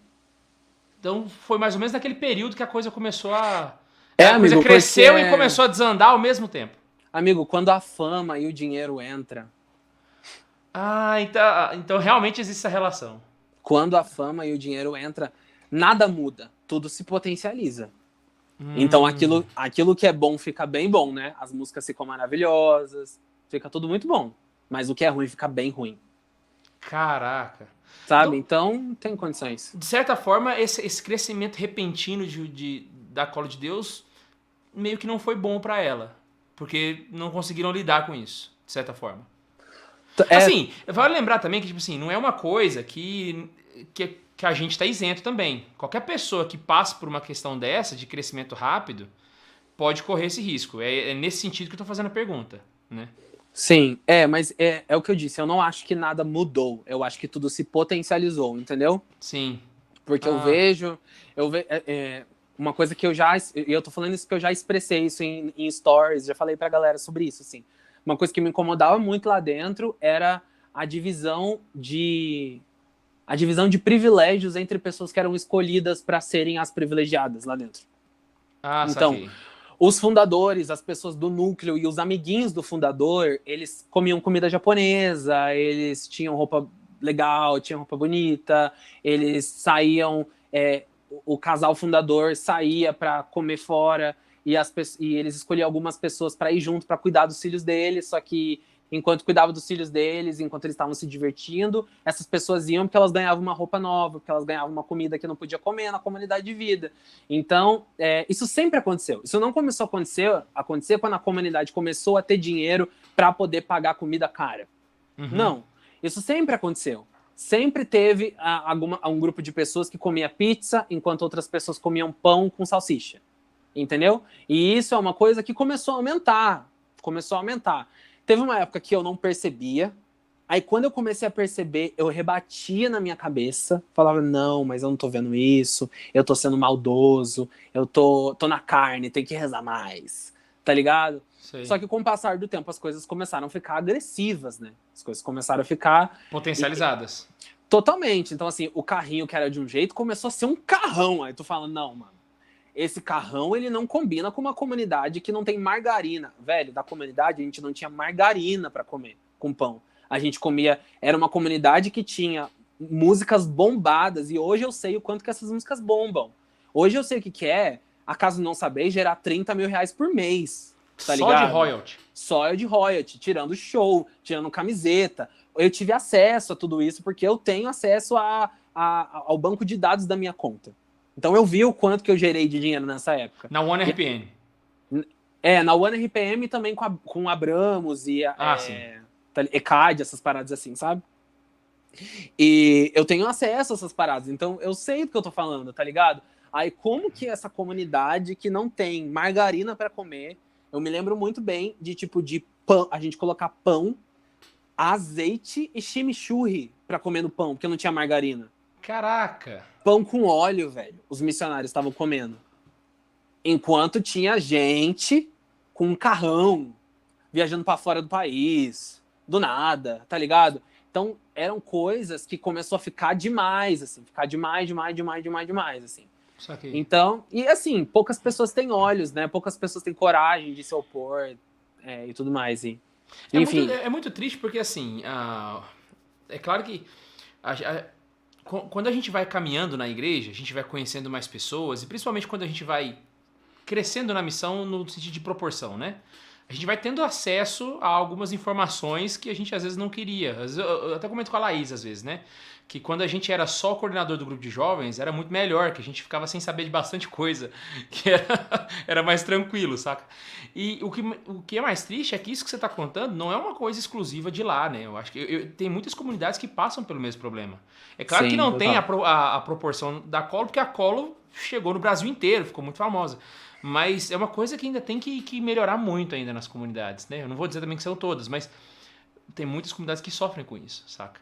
Exatamente. E é muito complicado, né, na cabeça de um fundador, de uma liderança, assim, sabe? Porque eu acredito que o perigo, ele começa quando você não escuta não, né, mano? Imagina uma vida inteira em que você não escuta não de ninguém.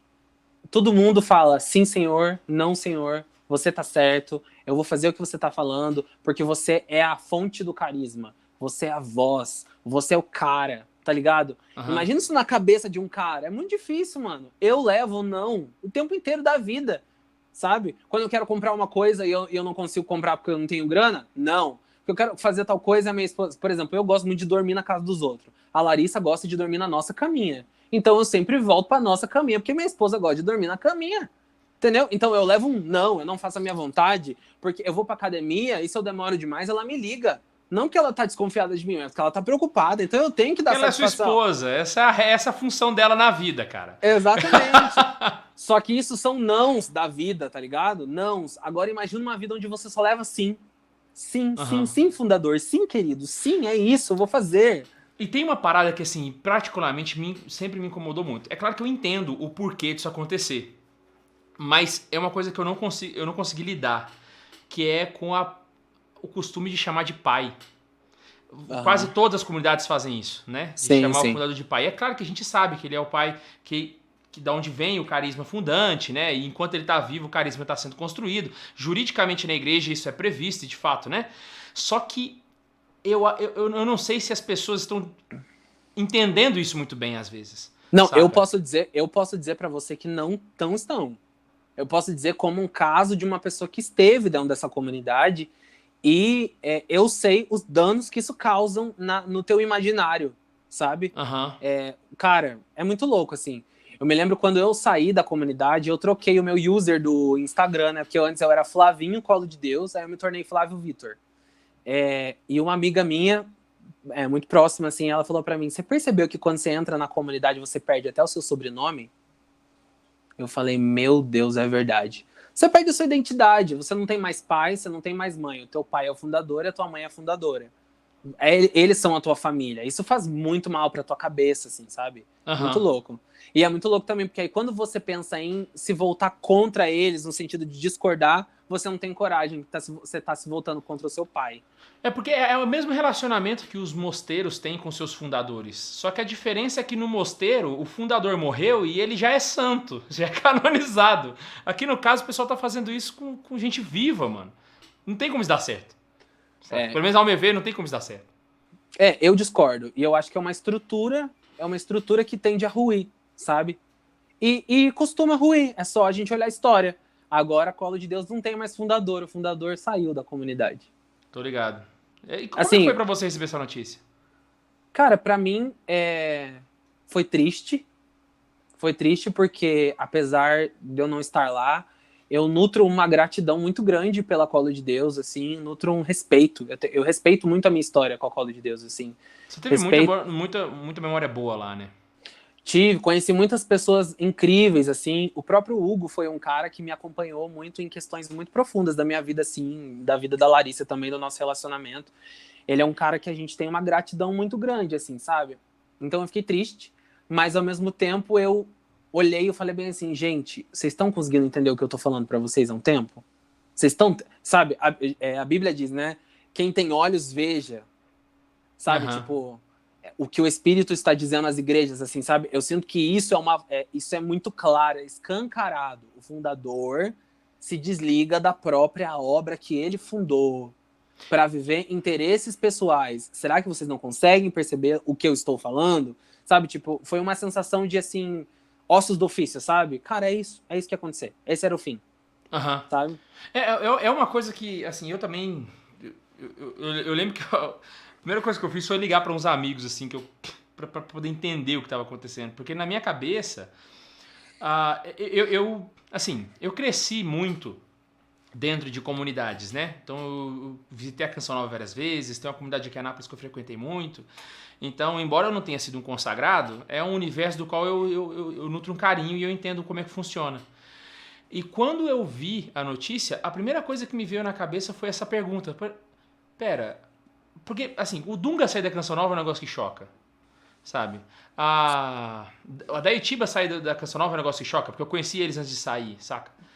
Mas agora imagina se o Monsenhor Jonas saísse da Canção Nova. É. Como é que fica? Sei lá, é inconcebível, pelo menos na minha cabeça. Eu não consigo entender o porquê que isso aconteceria, entendeu? Cara, o último A não ser que fundador. fosse algo muito grave que motivasse. O que O parece que não foi. último fundador que se desligou da sua obra, que foi uma coisa que chocou o Brasil todo, foi o padre Roberto Lettieri, né? Uhum. E a gente sabe, assim, que tinha que sair mesmo, É o exemplo entendeu? que eu dei, né? É quando acontece algo realmente que à altura Exatamente. da consequência, né? Exatamente. Mas eu acredito que se inclina no mesmo percurso, assim, sabe? Eu acredito que é uma pessoa que não representa bem a obra. E tem que sair mesmo, assim, sabe? Que tá prejudicando demais, assim, e... Enfim, né, cara? É pesado. Deixa eu te fazer uma pergunta pessoal agora. Eu Pode queria, fazer. assim, tem algumas vezes que Deus me dá essas oportunidades, entende? E eu tinha preparado essa pergunta e eu queria muito fazer ela. Eu lembro uma vez que nesse Rally de Brasília, que vocês fizeram 3 shows, e eu estava lá, e eu preguei. No último palco que vocês fizeram um show, eu tinha dado palestra horas antes ali. E eu tava preparando pra ir embora. E os meus amigos Sim. viraram e falaram assim: não, vamos assistir o show da Cola de Deus, vai ser legal e tal. Vamos assistir pelo menos um pedaço antes de ir embora. Então a gente pegou nossas malas, que eu tava com um stand lá, deixei tudo no cantinho e fiquei lá no fundo assistindo. E foi nessa ocasião que aconteceu. Você já sabe o que eu vou perguntar. Foi nessa ocasião que aconteceu a fatídica história do gato da balada. Sim, meu Eu amigo. estava naquela galera, eu estava lá presencialmente. Sim, você estava. Eu queria muito ter o prazer de te perguntar agora pessoalmente, cara, o que foi aquilo? A pergunta é essa. O que aconteceu ali? Pra eu poder entender. Tá.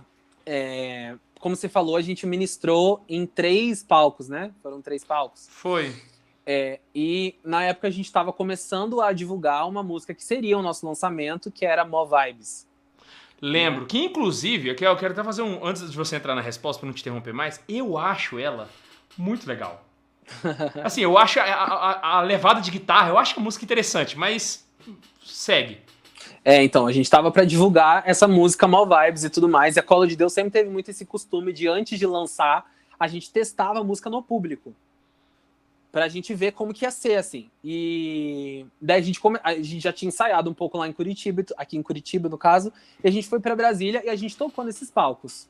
Foi a primeira vez que vocês tocaram em público. Eu acredito que foi uma das primeiras vezes, assim.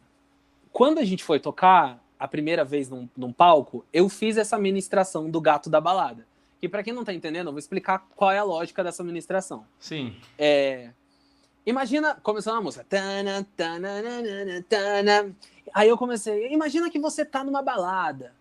E você tá querendo viver a sua vida, você tá querendo pegar todo mundo, pegar geral e tudo mais. Eis de que do outro lado da balada, você olha pra um cara.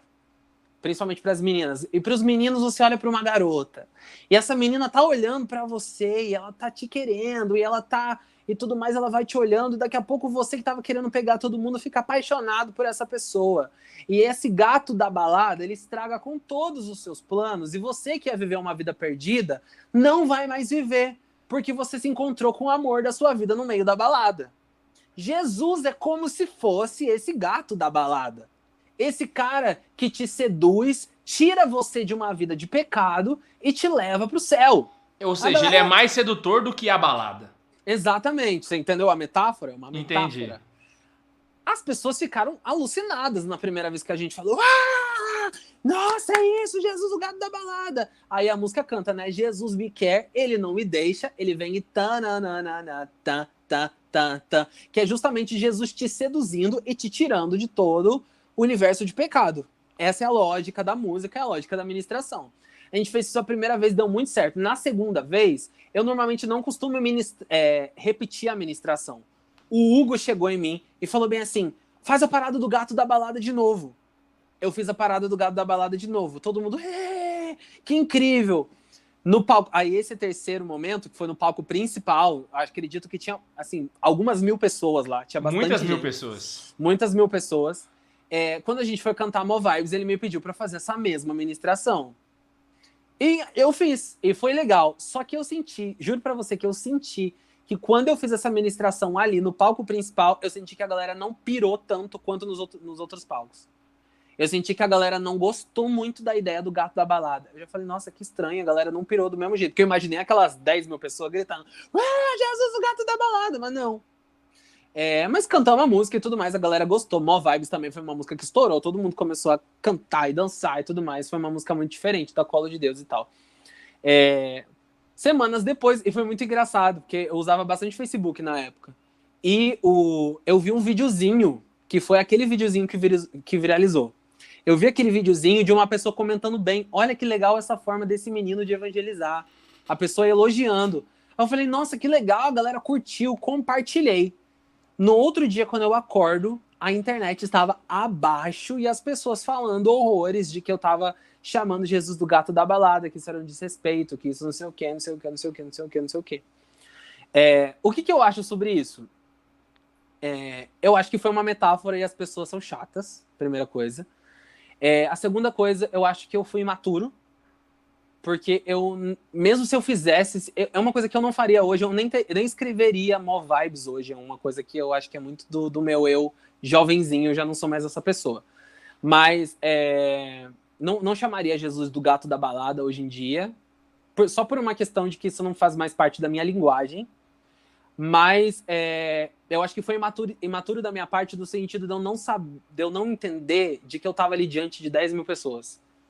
Uhum. E de que não era um tipo de linguagem que eu poderia usar num número tão grande de pessoas, com várias câmeras, e as pessoas podiam cortar as falas, as pessoas podiam interpretar de várias formas, e a internet é terra de ninguém, as pessoas falam o que elas querem, elas pensam o que elas querem. Então eu acredito que eu não deveria ter falado daquele jeito para aquele tanto de gente e tudo mais, sabe?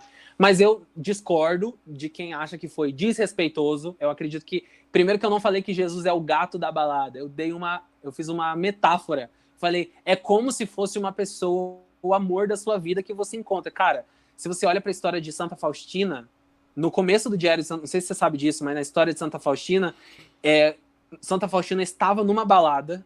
Inclusive foi baseado nisso. Santa Faustina estava numa balada, que é um baile, na verdade, porque ela é dos anos 20, se eu não me engano. Uhum. Ela estava num baile e todas as pessoas do baile, ela tem uma visão, todas as pessoas do baile somem e aparece Jesus no meio do baile, todo ensanguentado, e ele fala para ela assim, até quando eu terei que te aturar? E a partir daquele momento, ela larga tudo e ela vai ser freira. Não sabia dessa inspiração. Foi. Então, tem uma inspiração. Eu não sou um cara maluco que falou um negócio que eu não fui.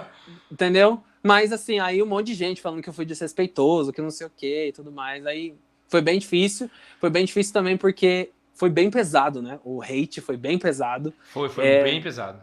Foi bem pesado. Assim, eu lembro que na época, quando eu acompanhei, eu falei, nossa, mano, que é isso? Mano, tinha institutos religiosos, assim, mandando, tipo, cartas de repúdio à Colo de Deus e ao missionário Flávio Vitor. Foi, tipo... Caraca. Foi uma loucura, uma loucura. E eu, jovenzinho, né, cara, tipo assim, não entendendo nada de nada, foi horrível, assim.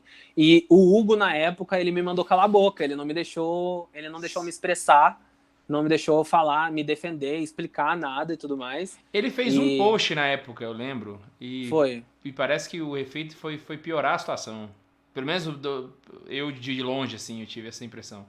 Qual que foi o post dele, você lembra? Ele fez um post falando que, assim, ao invés dele apresentar o ponto, ele só retalhou a galera que tava hateando, entendeu? Ele só falou assim, vocês ficam julgando, vocês não manjam de como é que evangeliza, alguma coisa assim, saca? Eu lembro. Foi um post no Instagram. Aí, o que o pessoal fez? Printou, saiu publicando, aí o trem desgringuelou. Foi muito louco. Assim, o que eu fiquei chateado na época também foi que o Hugo, ele não assumiu a bronca, tá ligado? Eu fiquei como o missionário maluco, jovem imaturo, e ele ficou como fundador sensato que tem um jovem difícil na sua comunidade. Sendo que ele que me mandou falar, tá ligado? Tô ligado. Então eu fiquei chateado na época, assim, mas enfim. Assim,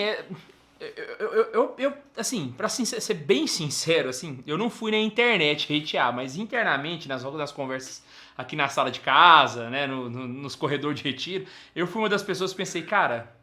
Porque assim, eu já utilizei de alguns recursos em pregações parecidas, entende?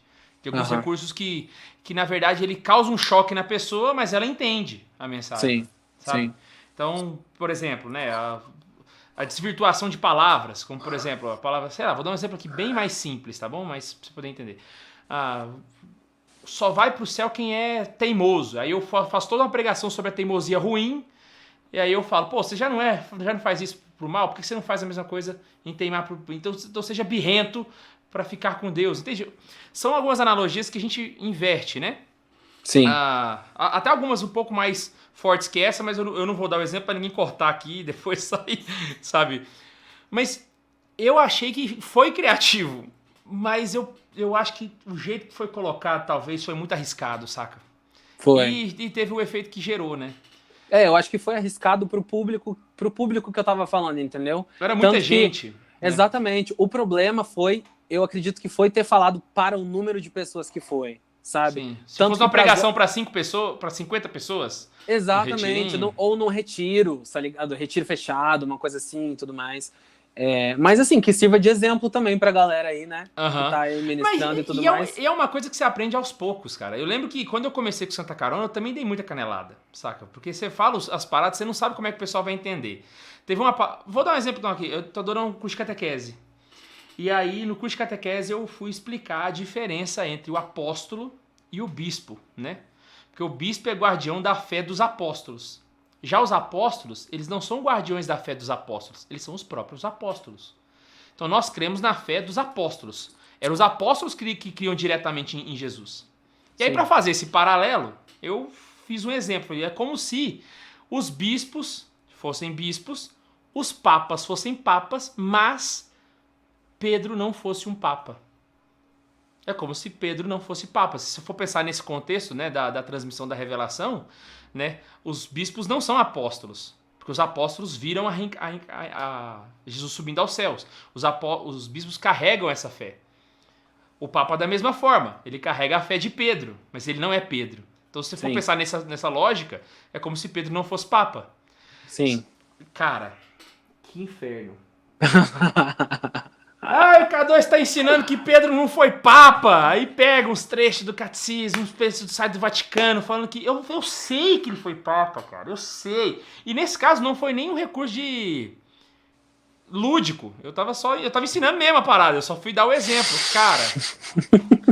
Então, assim, se até hoje eu dou essas caneladas, cara, ninguém tá isento, né? A diferença é que algumas pessoas têm 10 mil, 15 mil, 20 mil pessoas ouvindo. Outras Exatamente. não. Então, quem não tem essa opção não sabe o risco que tá correndo, sabe?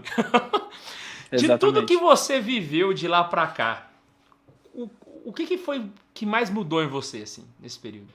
Nesse período novo agora, saca? Nesse período novo? Cara, eu acredito que eu me tornei um indivíduo, assim. Eu me tornei uma pessoa. Eu me tornei uma pessoa que tem uma voz, que tem opinião, que tem o poder de fazer escolhas, que consegue discernir melhor as coisas, assim, sabe? Eu sou muito menos emocionado, sou muito mais racional, levo a vida muito mais a sério, assim, principalmente depois do casamento, né, e tudo mais, e constituir uma família faz com que você comece a pensar nas suas bases, né, tipo, como que eu vou educar o meu filho, o que eu quero que ele acredite, o que eu quero que esteja próximo dele ou não, o que eu quero trazer para o meu casamento ou não, o que é identidade, o que é ser homem, sabe? Qual é o papel do homem? Todas essas coisas, assim, foram pensamentos que eu comecei a ter nos últimos anos. Porque antes eu não era um indivíduo, sabe? Eu era uma ferramenta, eu era um instrumento e eu louvo a Deus por ele ter me usado como instrumento. Só que a gente não pode esquecer que nós somos pessoas, assim, sabe? Nós somos pessoas.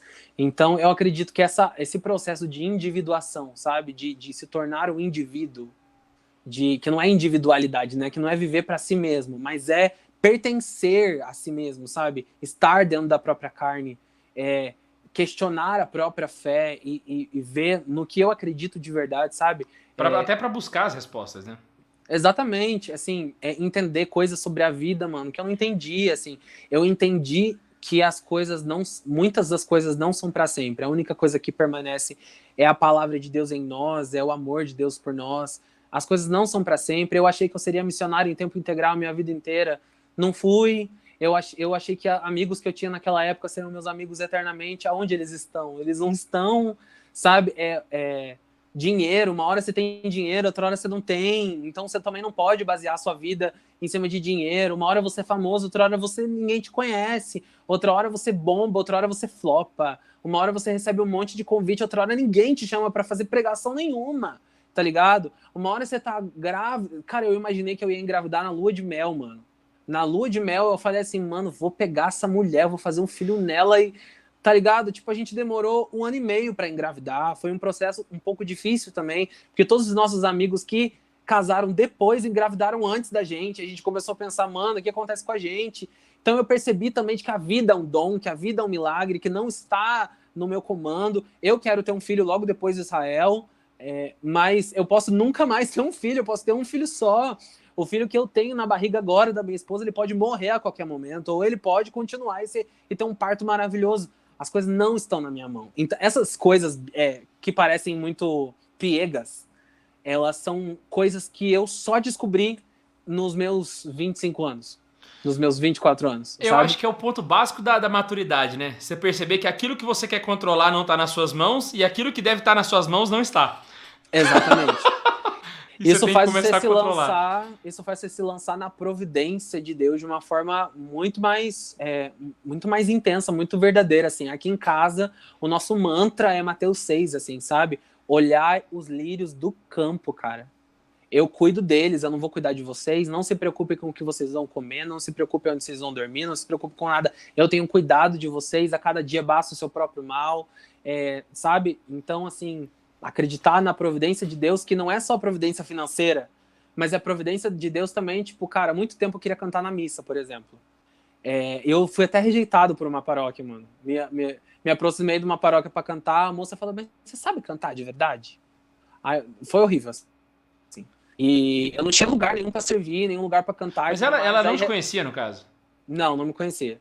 Ah. É muito louco, assim. Eu demorei 2 anos pra conseguir cantar numa missa depois de ter saído na cola de Deus pela primeira vez, que foi semana passada. Caraca. Sabe?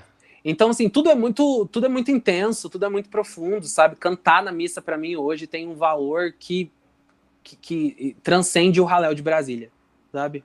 Putz grila, mano. Que então massa são coisas que eu descobri depois, assim, sabe? Pra muitas pessoas, mano, que vão assistir essa entrevista, eu sou um missionário flopado, que tentou e não conseguiu, que é feridinho com o fundador, que as pessoas gostam de nos diminuir as nossas feridas, sabe?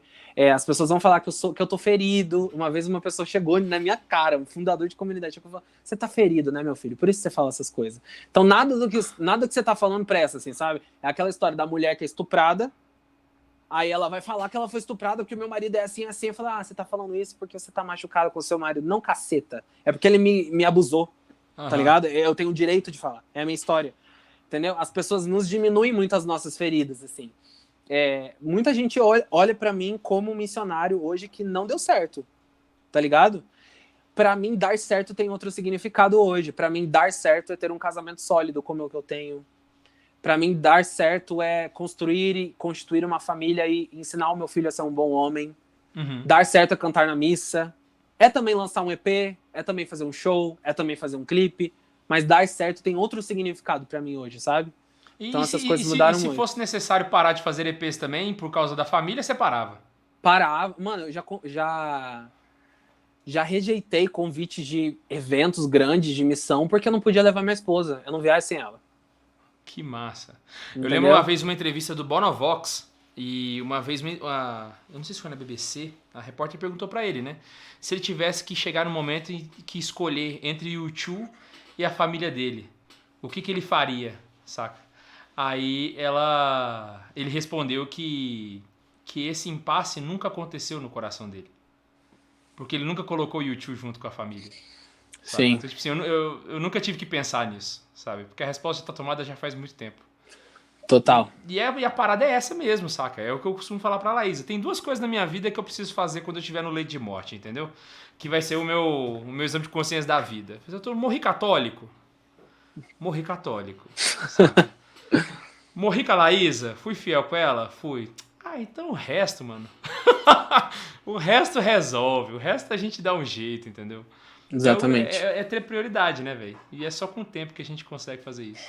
Eu já vi muitos casamentos serem ameaçados em nome desse ardor missionário, desse desejo de evangelizar e de estar dentro da igreja e colocar a missão acima da família, assim, sabe? Aham. Eu vi muito isso acontecendo. Então, isso é uma coisa que eu sempre tive como um princípio inegociável na minha vida, na minha vocação no matrimônio, sabe? Que seria uma prioridade para mim, assim. Isso é muito louco, né? Porque é só um casamento comum, né, mano? É uma coisa, não tem ninguém filmando, não tem um reality show, não tem nada. É só isso, assim, sabe? Então, E é isso mais não. valioso que tudo que é filmado e sai nos reality shows, né? Exatamente. Então, é uma mudança de valores, de prioridades muito grande, sabe? Cara, assim, com relação à sua missão hoje, principalmente, Sim, né? Não só a sua, mas também a da Larissa. sim. Vocês pegam pessoas, vocês têm um alvo de missão que não é o da maioria das pessoas dentro da igreja católica, saca? Aham. Então você é o cara que veste animal print, você tem um óculos todo estiloso, saca? A Larissa fala de sexo anal, sabe? Cara, assim, eu pego o meu como referência, porque a gente é muito arrozinho com feijãozinho, eu acho. Santa Carona é um negócio mais assim, né? Você deve sofrer muito hate, mano. Como é que é pra você lidar com isso, velho? Como é que é? Porque, tipo assim, além da missão ser mais complicada, que você pega uma galera que nem sempre é católica, nem sempre gosta Sim. de igreja, mas você consegue falar com ela, você ainda tem que lidar com a galera chata que tá lá enchendo o saco e todo mundo sabe que existe, né? Como é que é pra Sim. você lidar com isso? Até pra mim mesmo, pra eu poder me inspirar. É. Cara, eu não sei pra você, mas por incrível que pareça, a gente não sofre tanto hate assim, sabia? Mentira. Tá de É, zoeira. Não, eu não acredito em você, não é possível. porque assim, ó, a gente teve uma fase que foi a fase que a gente começou a se mostrar muito quem a gente era, assim, sabe? Sem Uhum. medos, assim, sem ressalvas. A Larissa começou a ser desbocada, falar das coisas de sexualidade feminina. Eu comecei a mostrar mais a minha cara também, a minha personalidade e tudo mais. De início, a gente teve um hate ali, que é principalmente da galera tradicionalista da igreja, que acha que a gente tá Não é da galera escandalizando. tradicional, é da galera tradicionalista. Tradicionalista, Eu os gosto muito de raditrad. especificar isso. Os raditrad, que a Os gente chama, raditrad. né? Essa galera bem assim, putz, imagina, assim, a Larissa, ela usa calça, ela passa batom vermelho, ela fala de sexo, ela fala de orgasmo, ela fala de clitóris, ela fala, sabe, tipo, o negócio é claro, entendeu? É claro. Aham. Recentemente ela fez um curso que ela tava falando de lingerie, tá ligado? Então, tipo assim, é muito, muito claro. E por que a gente fala isso? Pra escandalizar? Não. É porque teve um momento que a gente precisou ouvir isso e a gente não tinha onde pesquisar, não tinha onde falar. E ela fala para um público muito específico, né? Que é o É. público para o qual assuntos de lingerie cabe. E assim, ó, por incrível que pareça, a gente fala para católicos. A gente fala para católicos, só que são católicos que às vezes não se encaixam, ou católicos que têm muita pose e não têm coragem de falar sobre questões profundas da própria vida, assim, sabe? Essa Aham. questão da vida sexual dentro do casamento é um tabuzaço, assim. Super tabu. Tem tanto tabu das mulheres insatisfeitas sexualmente, quanto os homens que não procuram as mulheres. A gente acha que os homens, eles são os que acontece na cama, mas no final das contas a gente tá percebendo que os caras estão com muita dificuldade nessa área e tudo mais. Então a gente fala para esse público que não tem coragem de falar, assim, e acha que não tem espaço para eles para falar sobre esse assunto, assim, sabe? Então, mas por que eu tô falando isso? Porque a gente sofreu bastante hate no início, mas agora a gente meio que já mostrou quem a gente é e a gente já tem um público que nos acompanha e acredita e nos entende. Aham. Então, parece que quando a gente mostra quem a gente passa um pouco a peneira, sabe? E quem não gosta vai embora e quem gosta permanece, assim. Então, não é uma grande preocupação que a gente tem. De vez em quando tem uma pessoa chata para reclamar de alguma coisa, mas aí a gente abstrai. Tô ligado. Vocês sofrem bastante? De vez em quando aparece uma galera assim que. Mais por questão de torcida mesmo, né? Na igreja tem a galera que é fiel e tem a galera que é torcedor, né? A galera abraça um lado e acabou. Não importa o que Sim. aconteça. E aí, às vezes, a gente, por ser um pouco mais combativo, né? Porque a gente, não só na parte de formação, mas a gente combate o que a galera faz de merda por aí, né? Aí Sim. a gente acaba sofrendo mais. Mais ou menos o que acontece com o Alexandre Varela. Sim. Eu já apanhei junto com o Alexandre, já. Nós juntos apanhamos da mesma galera, saca? Então, é Sim. uma coisa que acontece com uma certa frequência. Mas é uma coisa que realmente passa. Não é uma coisa que não é Sim, perene, né? Vai, porque a galera, exatamente porque eles querem esse ofurô, eles esperam um momento, pra poder fazer acontecer, depois que eles desempolgam. sim. É Jovem, né, muito. velho? O que é muito louco, assim, com a gente, que a gente percebe, que a gente dá muito bug na cabeça das pessoas, assim, sabe? Porque a primeira impressão que as pessoas têm é a impressão que é normal, todo mundo tem isso, que é o do preconceito, né? As pessoas olham pra mim usando o animal print e tudo mais, essas paradas assim, que, cara, isso aqui é só a carcaça, isso aqui é só roupa, isso aqui não sou eu, entendeu? Nem de onça Isso é, de verdade não é, então. né? Exatamente. É as roupas que eu gosto de usar, me deixa usar minhas roupas, não tô andando pelado por aí, não tô ficando sem camiseta, não tô. Sabe, me deixa em paz. É isso. É só roupa. Mas aí as pessoas olham pra mim, elas me acham tudo alternativo, todo diferente e tudo mais. Aí elas me vêm falando sobre a família, e sobre a abertura à vida, e sobre a tradição da igreja, e que a gente precisa ser fiel à liturgia. E as pessoas falam meio assim, gente, é o mesmo cara? É o mesmo cara que usa essas roupas, ele é o cara que fala isso. A mesma menina que fala do clitóris, da calcinha, do não sei o quê, é a menina que fala que tem que ser submissa ao marido. Tipo, as pessoas ficam abismadas porque elas têm um padrão de como que um católico deve se vestir, falar, se comportar e tudo mais. E quando elas veem que a gente foge desse padrão, mas a gente tem as nossas raízes católicas que não são perfeitas, a gente dá gafes, fala coisa que não deve, tudo mais, fala. Mas que a gente tem as nossas raízes católicas muito bem definidas e nós buscamos ser fiéis a elas, as pessoas dão bug, assim, elas falam, meu Deus do céu, como que pode?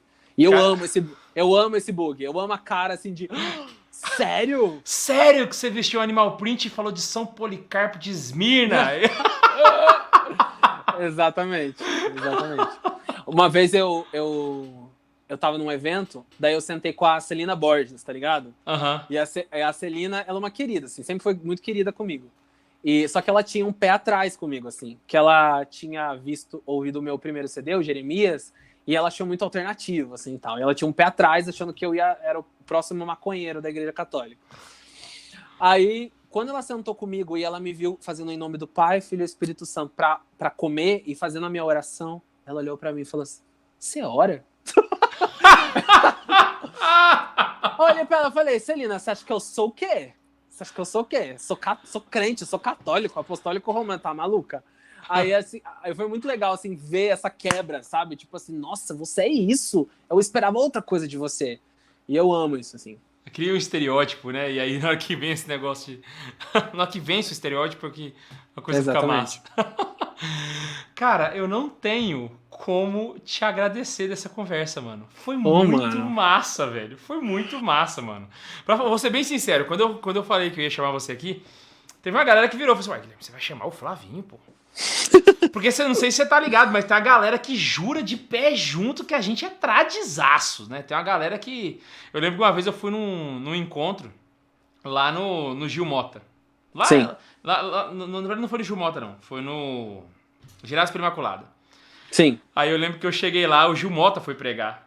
E aí começou o momento de oração, eu fui rezar e rezei com a galera, né? Aí na hora que terminou, um pessoal que tava acompanhando a gente falou assim, cara...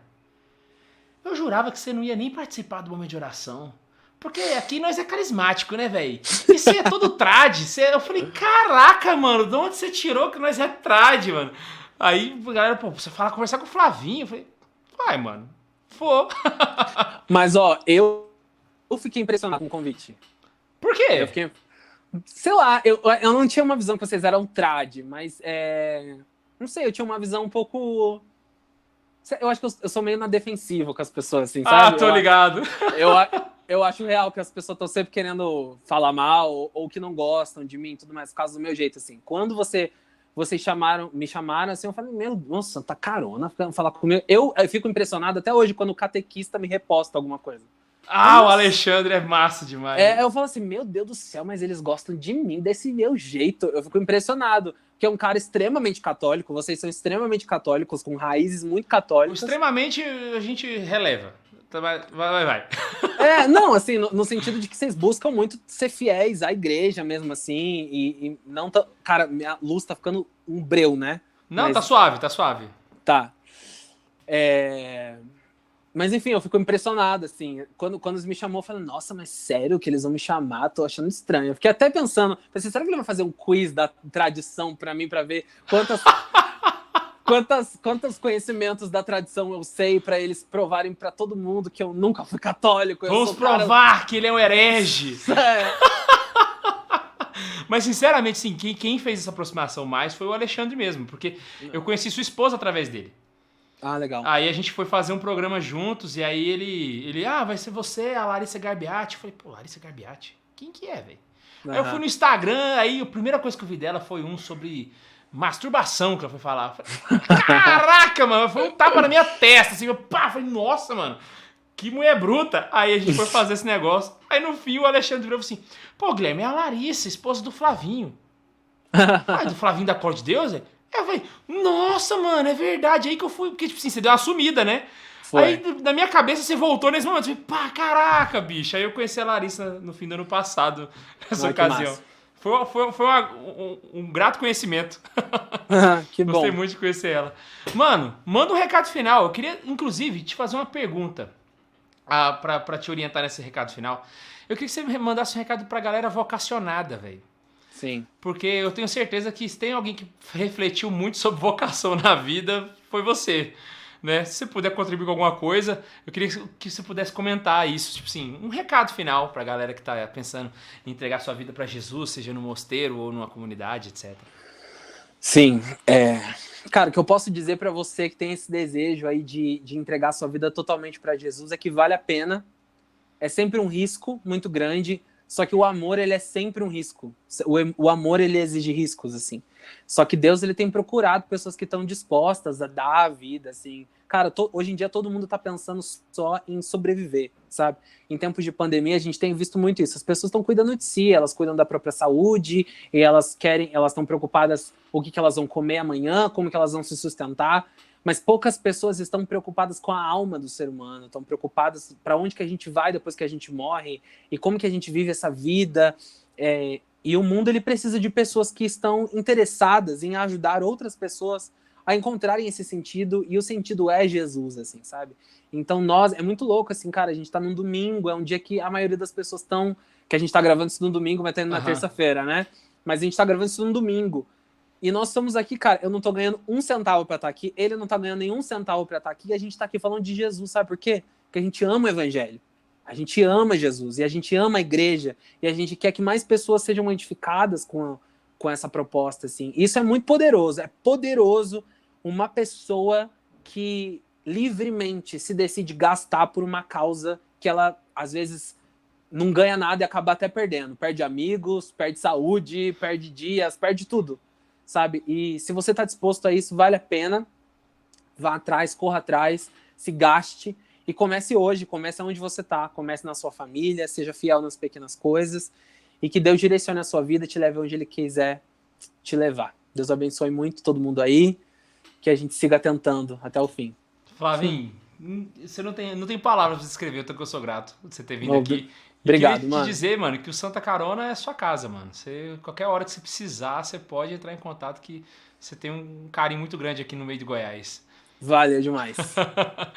Gente, não se esquece que a gente vai ter mais entrevistas toda terça-feira.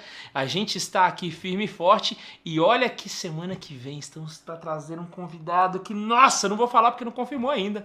Mas, cara, vai ser de arrancar o pica-pau do oco. Então não se esquece de se inscrever nesse canal, acompanhar e também no nosso canal de cortes. Flavinho, muito obrigado.